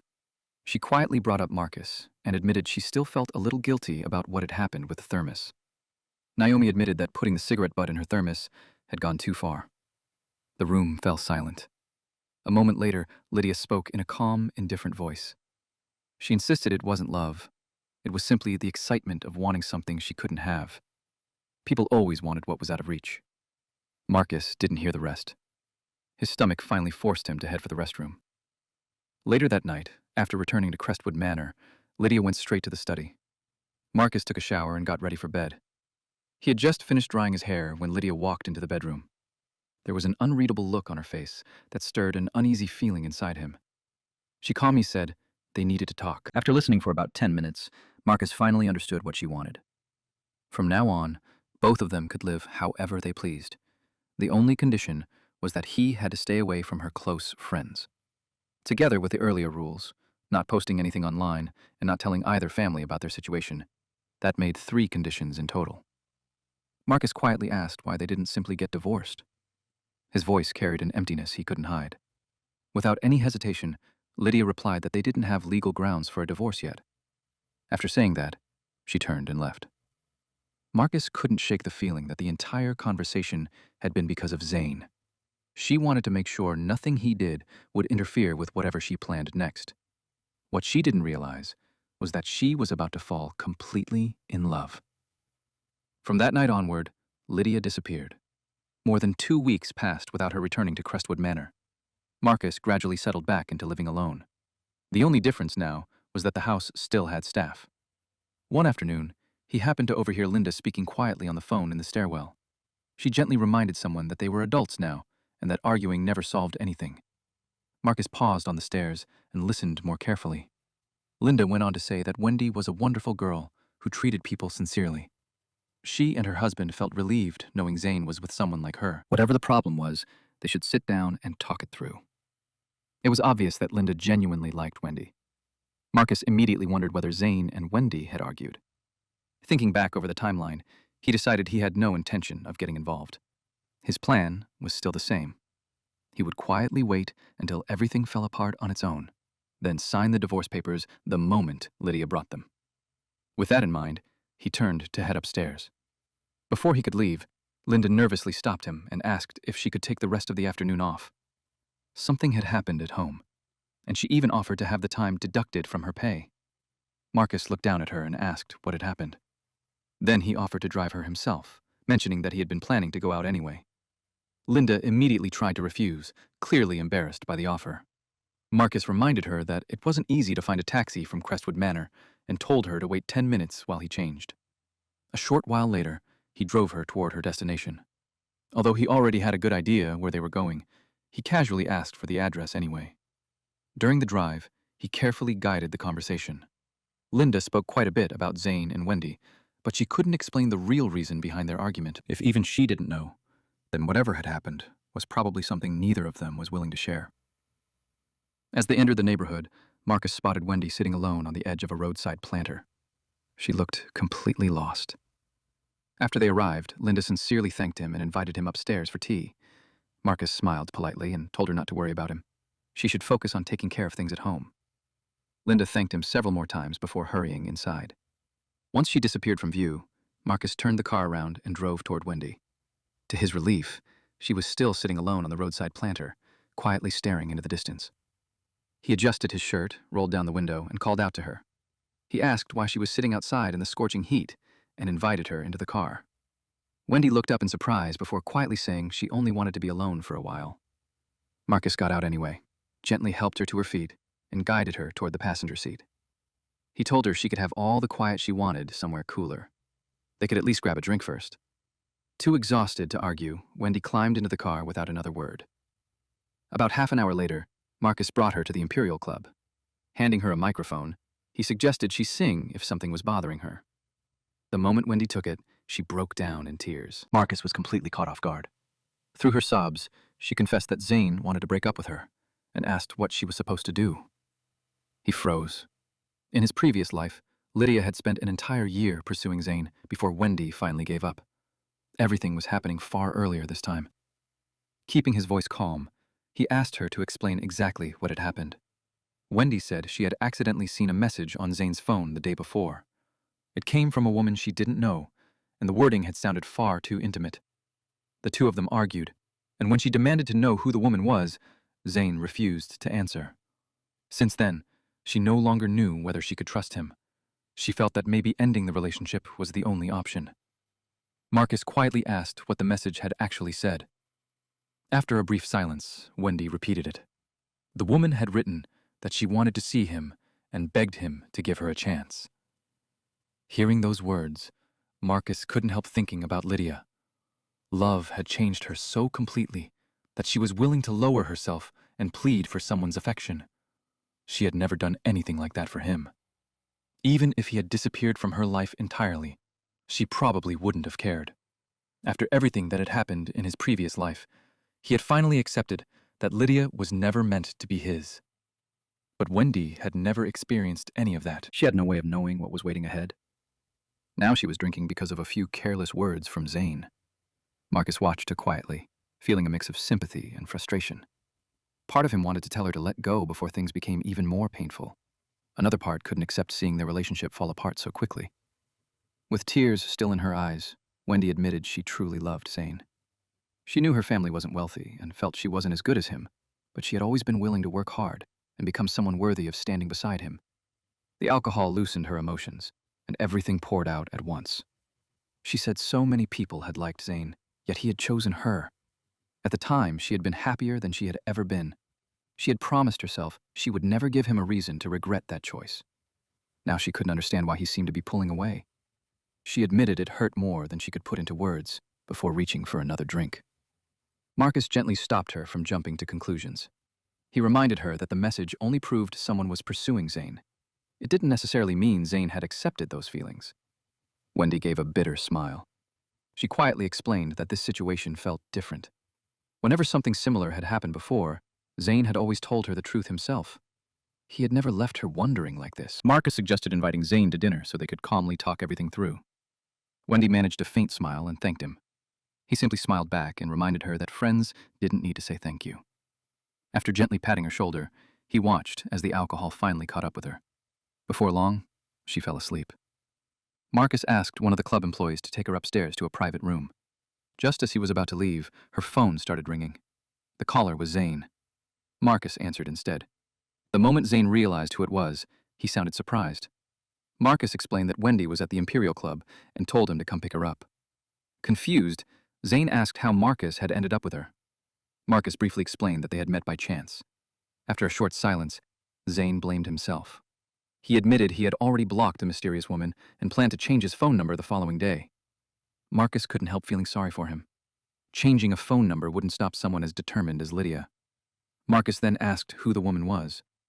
After hesitating for a moment, Zane said he would explain everything once he arrived. Before ending the call, Marcus sent Lydia a message reminding her that his father's birthday was only 2 days away and that she was expected to attend. Zane arrived soon afterward. The moment he saw Wendy sleeping peacefully, guilt filled his face. After Marcus encouraged him to speak, Zane finally opened up. He admitted he couldn't reveal the woman's identity because she was already married. He insisted he wanted nothing to do with her. His eyes were swollen and red, making it obvious he had been crying for days. Marcus asked how he knew she was married and whether he had looked into her background. Zane shook his head. He explained that there was no future for a relationship like that, so he had no reason to investigate further. Marcus pressed him for the rest of the answer. After another pause, Zane quietly admitted he was afraid to know. The whole situation already made him feel sick. If he learned who her husband was, the guilt would become unbearable, and he wouldn't be able to face that person. As he spoke, tears rolled down his face again. Marcus hadn't expected that answer. Zane was avoiding the truth simply because he couldn't bear the weight of knowing it. After sitting in silence for a while, Marcus finally sighed. He quietly told Zane to think carefully and make sure he never regretted whatever decision he chose. With that, he left. When Marcus returned to Crestwood Manor, he was surprised to find Lydia already sitting in the living room. Linda was pouring tea for her. As Marcus changed his shoes, he reminded Linda that he had already given her the rest of the day off, including the following morning. Linda smiled awkwardly and explained that everything had been resolved much faster than expected. Hearing that, Marcus realized Linda had probably helped Zane and Wendy reconcile. After pouring Marcus a cup of tea, Linda quietly excused herself. The living room fell silent. Only Marcus and Lydia remained. They sat across from each other, sipping tea without saying a word for quite some time.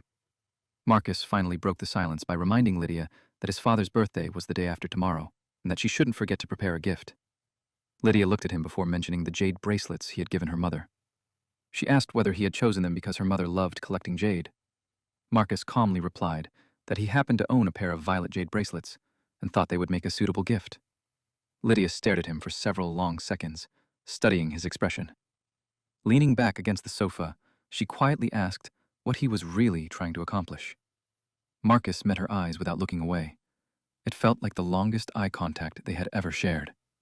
He admitted that giving away the bracelets had been a deliberate decision. Winning over Lydia's mother would make it harder for her to accept Zane in the future. Helping Wendy again and again was his way of balancing the scales.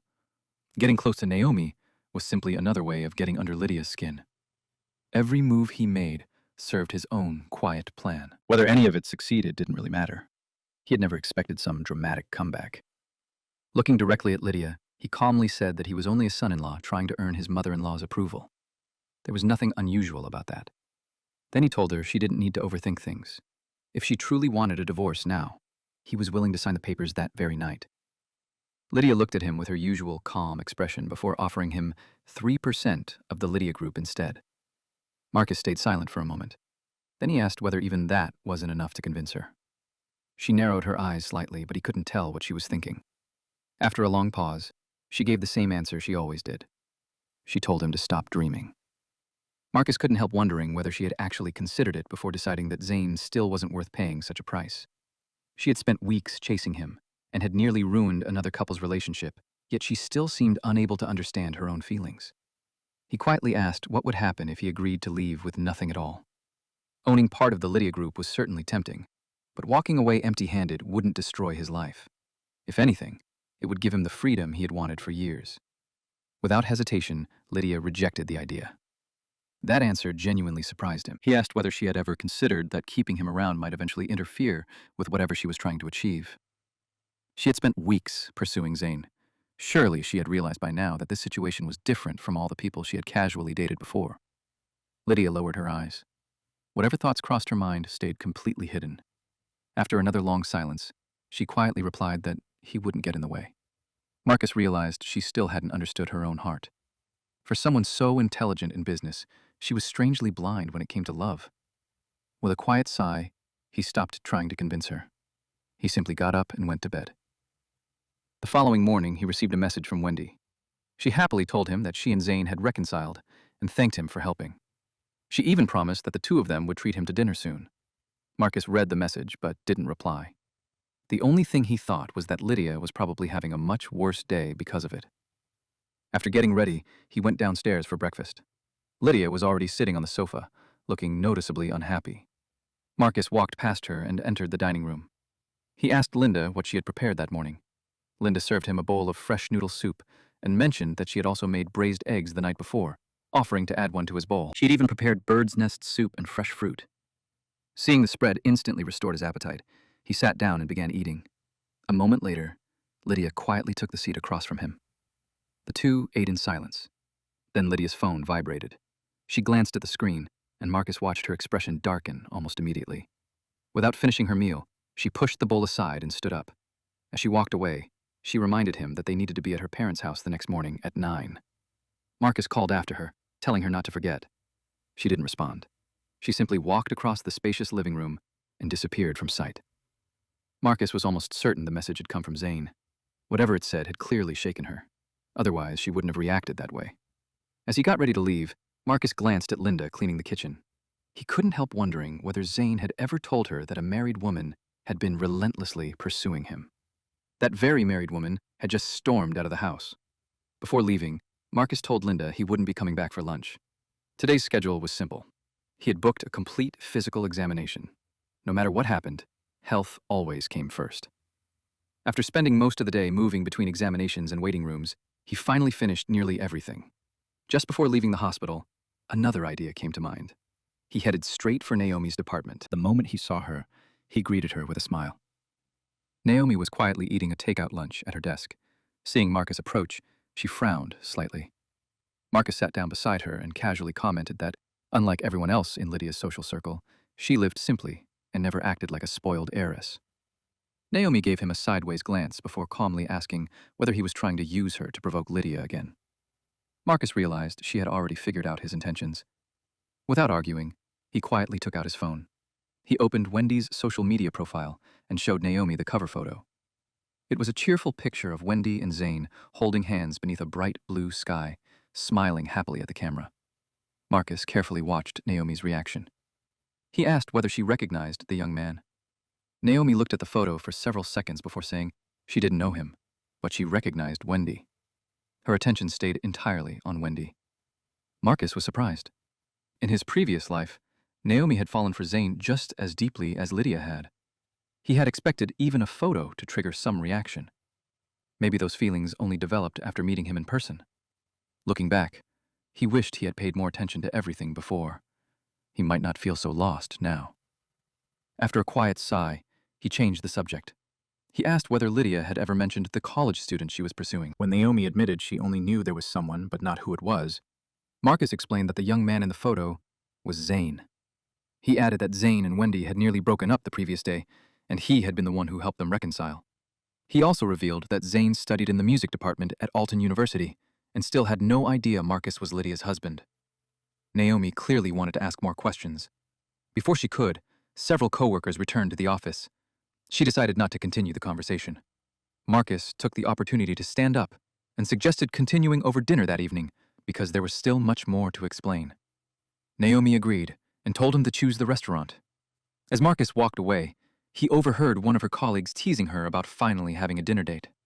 He didn't catch Naomi's reply. Later that day, Marcus reserved a private room at the Songfang Tea House, the same place Jason had recommended before. When evening arrived, Naomi showed up as planned. Marcus hadn't gone home. Instead, he had spent the afternoon resting in the private room. When Naomi entered, he was still lying on the tatami, half asleep. She gently tapped his face and told him to wake up. Marcus opened his eyes and apologized with an embarrassed smile, joking that he probably didn't look very elegant while sleeping. For a brief moment, Naomi almost smiled.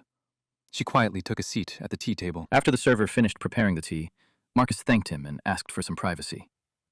Once they were alone, the real conversation finally began. Marcus told Naomi everything, from the very beginning.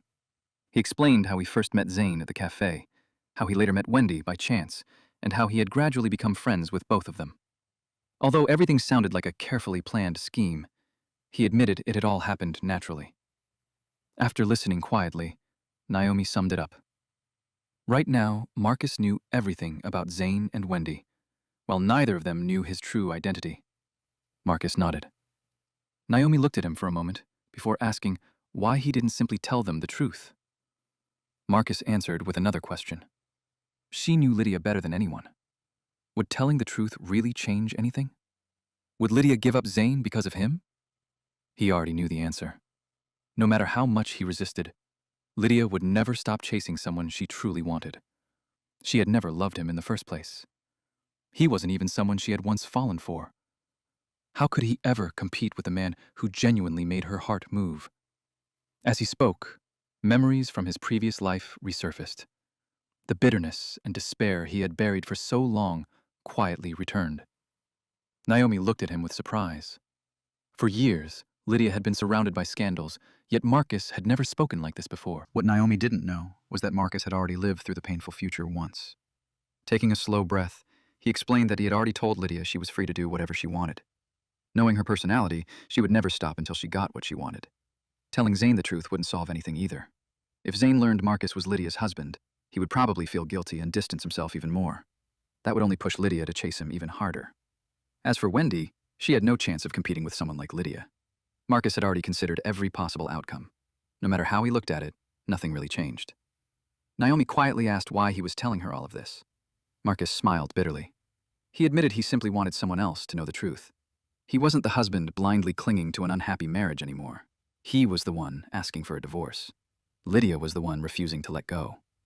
He wanted Naomi to stop persuading Lydia to stay married. Naomi had known both of them for years. She understood better than anyone how deeply Marcus had once loved Lydia. Hearing him say those words clearly shocked her. She quietly asked if he was truly certain. Marcus nodded without hesitation. He had never been more certain. Naomi fell silent for a long time. Only when they were about to part ways did she finally speak again. She quietly said that letting go was probably the right decision. Marcus smiled faintly. He admitted he had simply held on for far too long. For years, he had believed that if someone loved deeply enough, fate would eventually respond. Naomi had watched everything from the outside. She knew this marriage had always been something Marcus carried alone. On the drive home, he felt lighter than he had in years. Finally, someone else understood that he had truly let go. He found himself quietly humming all the way back. After arriving home, he enjoyed a hot bath and slept peacefully. The next morning, he woke earlier than usual. It was his father's birthday. After preparing the birthday gift, he sent Lydia a message reminding her about the family gathering. In his previous life, she had never shown up. Back then, Marcus had covered for her, telling everyone she was simply overwhelmed with work. This time, she might still choose not to come.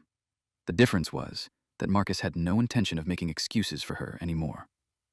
When he arrived, he greeted his father with a cheerful birthday wish. His mother smiled warmly and commented that he had arrived early before asking whether he had eaten breakfast. Marcus casually linked his arm with his father's and jokingly replied that, of course he had. Otherwise, what was the point of hiring so many staff members?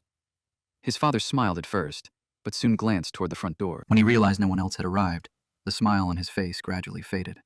His father's expression immediately changed. He asked why Marcus had come alone and where Lydia was, complaining that she seemed to be getting more distant every year.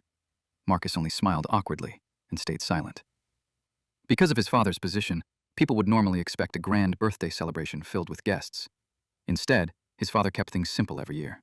No banquets, no networking, just a quiet meal with family. Just as his parents were about to continue criticizing Lydia, Marcus noticed a familiar figure appear at the doorway carrying a gift. Without thinking, he quickly covered his father's mouth. Lydia had arrived. His father instantly looked embarrassed. Marcus's mother came out of the kitchen with a bright smile and warmly welcomed Lydia inside. Lydia politely greeted everyone and apologized for arriving a little late. She calmly took the seat across from Marcus and his father before placing a gift box on the table. She wished his father a happy birthday and said it was only a small gift. Inside was a box of premium tea. Knowing his father's position in public service, Lydia had deliberately chosen something modest and appropriate. His father loved tea, but opening the gift immediately would have seemed inappropriate. He simply smiled warmly and thanked her, saying her presence was already enough. Lydia replied that work often kept her too busy to visit, so showing up empty-handed on his birthday wouldn't have felt right. Despite her usual cold personality, she handled conversations with his parents naturally. Her family had professional connections with his father, and she was far too intelligent to let personal matters affect those relationships. Marcus quietly watched her. That was exactly why, in his previous life, seeing someone as rational as Lydia abandon everything for Zane had shocked him so deeply. His father smiled and reminded her that focusing on her career was never a bad thing. The conversation quickly shifted toward work. Marcus lost interest almost immediately. By noon, the dining table was filled with food. The four of them enjoyed lunch together, chatting peacefully. For a brief moment, everything felt strangely warm, almost like the family he had always dreamed of having. Not long after the meal, his father's phone rang. After answering, his father explained that his secretary had arranged a birthday dinner, and everyone was insisting he attend. His mother smiled and encouraged him to go. As he reached the door, his father told Lydia to stay a little longer and relax before leaving. Lydia politely agreed. However, only a few minutes after he left, she also stood up. She claimed she needed to return to the office because of work. Marcus immediately followed her outside. Before she could stop him, he opened the passenger door and climbed into her car. Lydia looked at him expressionlessly and asked what he was doing. Completely unfazed, Marcus fastened his seatbelt and casually claimed that his own car was in for maintenance, so he needed a ride because taking a taxi was too troublesome. Lydia clearly disliked the idea, but causing a scene outside his parents' house wasn't worth it. In the end, she reluctantly started the car. As soon as Marcus settled into the seat, he caught a faint smell of cigarette smoke. It was the same scent he had noticed around Zane. His thoughts immediately froze. Had Zane been sitting in this very seat earlier that day? But Zane had said he planned to block Lydia and even change his phone number. If that was true, how had they already met again? The more Marcus thought about it, the less it made sense. Knowing Zane, he couldn't believe things would change this quickly. In his previous life, Lydia had chased Zane so relentlessly because she couldn't have him. The pursuit itself was what kept her going. Marcus quietly took a lighter from his pocket and slipped it into the gap between the passenger seat and the door. Then he deliberately adjusted the seat farther back. If Zane rode in this car again, he would have to move the seat and would almost certainly find the lighter. Satisfied, Marcus leaned back and closed his eyes. He casually announced that he was going to take a nap. Lydia didn't respond. A moment later, her phone rang. She answered immediately without the slightest hesitation. It was Zane. The speed of her response said everything. Marcus listened as her voice softened into a tone he had never heard before. She gently asked what had happened, told him not to cry, and promised she was coming right away. The moment the call ended, she pulled the car over. Turning to Marcus, she told him to get out and said he could take a taxi or she could arrange another ride for him. Curious, Marcus asked what was going on. Lydia impatiently replied that she had something urgent to deal with. Instead of getting out, Marcus asked where she was going and casually said he wanted to come because he was bored. He expected her to refuse. Instead, she gave him a cold smile and asked whether he was sure. Marcus simply nodded. Without another word, Lydia stepped on the accelerator. A short time later, they arrived at a shopping mall. Lydia hurried inside while Marcus followed behind. They reached the food court on the 6th floor, where a Japanese restaurant had descended into chaos. Something serious had clearly happened. Marcus stayed outside instead of entering. About 5 minutes later, Lydia came out with Zane. His eyes were swollen and red from crying. Without thinking, Lydia gently reached over and smoothed his hair, comforting him as if he were someone precious. Before, Marcus had only heard rumors. Now she wasn't even trying to hide her feelings in public. For a brief moment, his chest tightened. He forced the emotion down, quietly took a photo, and walked away. While riding the elevator downstairs, he overheard people discussing what had happened. Apparently, Zane had discovered a problem with the restaurant's ingredients. After arguing with the owner, he had been locked inside the kitchen until Lydia arrived. He was still just a college student, yet Lydia had immediately dropped everything to come running. What hurt the most was realizing she had done it willingly. Marcus hailed a taxi and headed home. During the ride, he sent the photo to Naomi. Her reply didn't arrive until after he had reached Crestwood Manor. He wasn't even sure why he had sent it. Maybe, deep down, he had been hoping someone would understand. Just then, Sean called. He cheerfully asked whether Marcus was free the next morning. Marcus asked what was going on. Sean happily explained that he and Claire were getting engaged the following week and wanted Marcus to come help choose a suit. Marcus agreed immediately. Sean promised to send the address and asked him to be there by 8. The call ended, and the location arrived moments later. Rubbing his temples, Marcus walked into the living room, feeling exhausted. Linda and May were busy cleaning and greeted him as he came in. He quietly sat down on the sofa. No matter how hard he tried, the image of Lydia gently touching Zane's hair refused to leave his mind. He had spent 10 years longing for even a little affection from her. Zane had received it without making any effort. After a long silence, Marcus looked toward Linda. He asked if he could ask her and May something. Linda immediately stopped working and told him to go ahead. Marcus took a moment before asking his question. He described a friend who was happily dating someone when a wealthy married woman suddenly began pursuing him. Now the man was starting to waver, and Marcus asked who he should choose. Linda and May exchanged a glance. May answered first without hesitation. She said the man should stay with his girlfriend because getting involved with a married woman was simply wrong. Marcus then looked at Linda and asked what if the married woman was extremely wealthy and refused to give up. Linda didn't even pause. She said he should still reject her. Destroying someone else's marriage was shameless, and anyone who chased another person's spouse had no morals. Marcus quietly listened. Their values seemed perfectly reasonable. So how had everything gone so terribly wrong in his previous life? He let the thought fade and told Linda to start preparing dinner. Without realizing it, he slowly fell asleep on the sofa. He woke to Lydia calling his name. Opening his eyes, he immediately noticed the cold expression on her face. She was holding the lighter he had hidden in her car. So she had already found it. That could only mean she had driven Zane home. Pretending not to understand, Marcus rubbed his eyes and asked what was wrong. Lydia tossed the lighter toward him and demanded to know whether he had hidden it in her car on purpose. She asked if he really thought something like that was funny. Marcus caught the lighter and calmly looked at it. He casually pointed out that it was only a lighter and asked why she was making such a big deal out of it. Lydia accused him of pretending to be innocent. Marcus deliberately answered in a relaxed tone. He asked whether the young man she had just rescued had found it and become jealous. Then he sarcastically apologized and promised to be more careful next time. Lydia warned him not to do anything against Zane again, otherwise she wouldn't be so polite. For the first time, Marcus felt his composure crack slightly. He calmly replied that she could relax. He had never even entered the restaurant and didn't know who the young man was. He knew Lydia would protect Zane no matter what. Nothing that happened that day would ever reach the news because she would make sure it disappeared. Without another word, Lydia walked upstairs, leaving an icy silence behind her. Just when things between her and Zane had started improving, he had found another man's lighter inside her car. Naturally, the misunderstanding had pushed them apart again. No wonder Lydia had been so angry.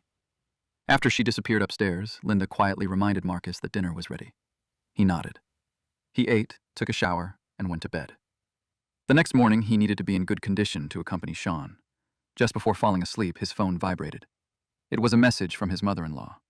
She had sent a long list of traditional herbal ingredients and asked him to prepare enough medicine for Lydia to take twice a day for the next 2 weeks. Marcus instantly felt wide awake. He asked what the prescription was for. His mother-in-law replied that it was meant to nourish Lydia's body because, at this rate, she feared she would never get any grandchildren. Marcus wanted to refuse, but he knew Lydia would only consider taking the medicine if it came through her mother. After thinking for a moment, he agreed to buy the herbs, but warned that he couldn't guarantee Lydia would actually drink them. His mother-in-law simply told him not to worry. He only needed to prepare the medicine. She would take care of everything else. The next morning, Marcus handed the prescription to Linda and asked her to buy the herbs. After reading the long list of ingredients, Linda looked at him with concern and asked whether he was feeling unwell. Marcus smiled and shook his head. He explained that the medicine wasn't for him. His mother-in-law wanted Lydia to take it because she was eager to have grandchildren. He made sure to say it loud enough for everyone nearby to hear. Part of him hoped that if Linda ever saw Lydia and Zane together again, she would remember that Marcus was still Lydia's husband. After hearing the prescription, Linda suddenly remembered that one of her relatives was a traditional medicine doctor. She kindly offered to ask him for an even more effective formula. Marcus smiled and thanked her. He happily accepted the offer and asked her to bring back a few doses whenever she had the chance. Marcus smiled with pleasant surprise and said that if the medicine really worked, he'd give Linda a raise. Embarrassed, Linda quickly thanked him and said he was already more than generous enough.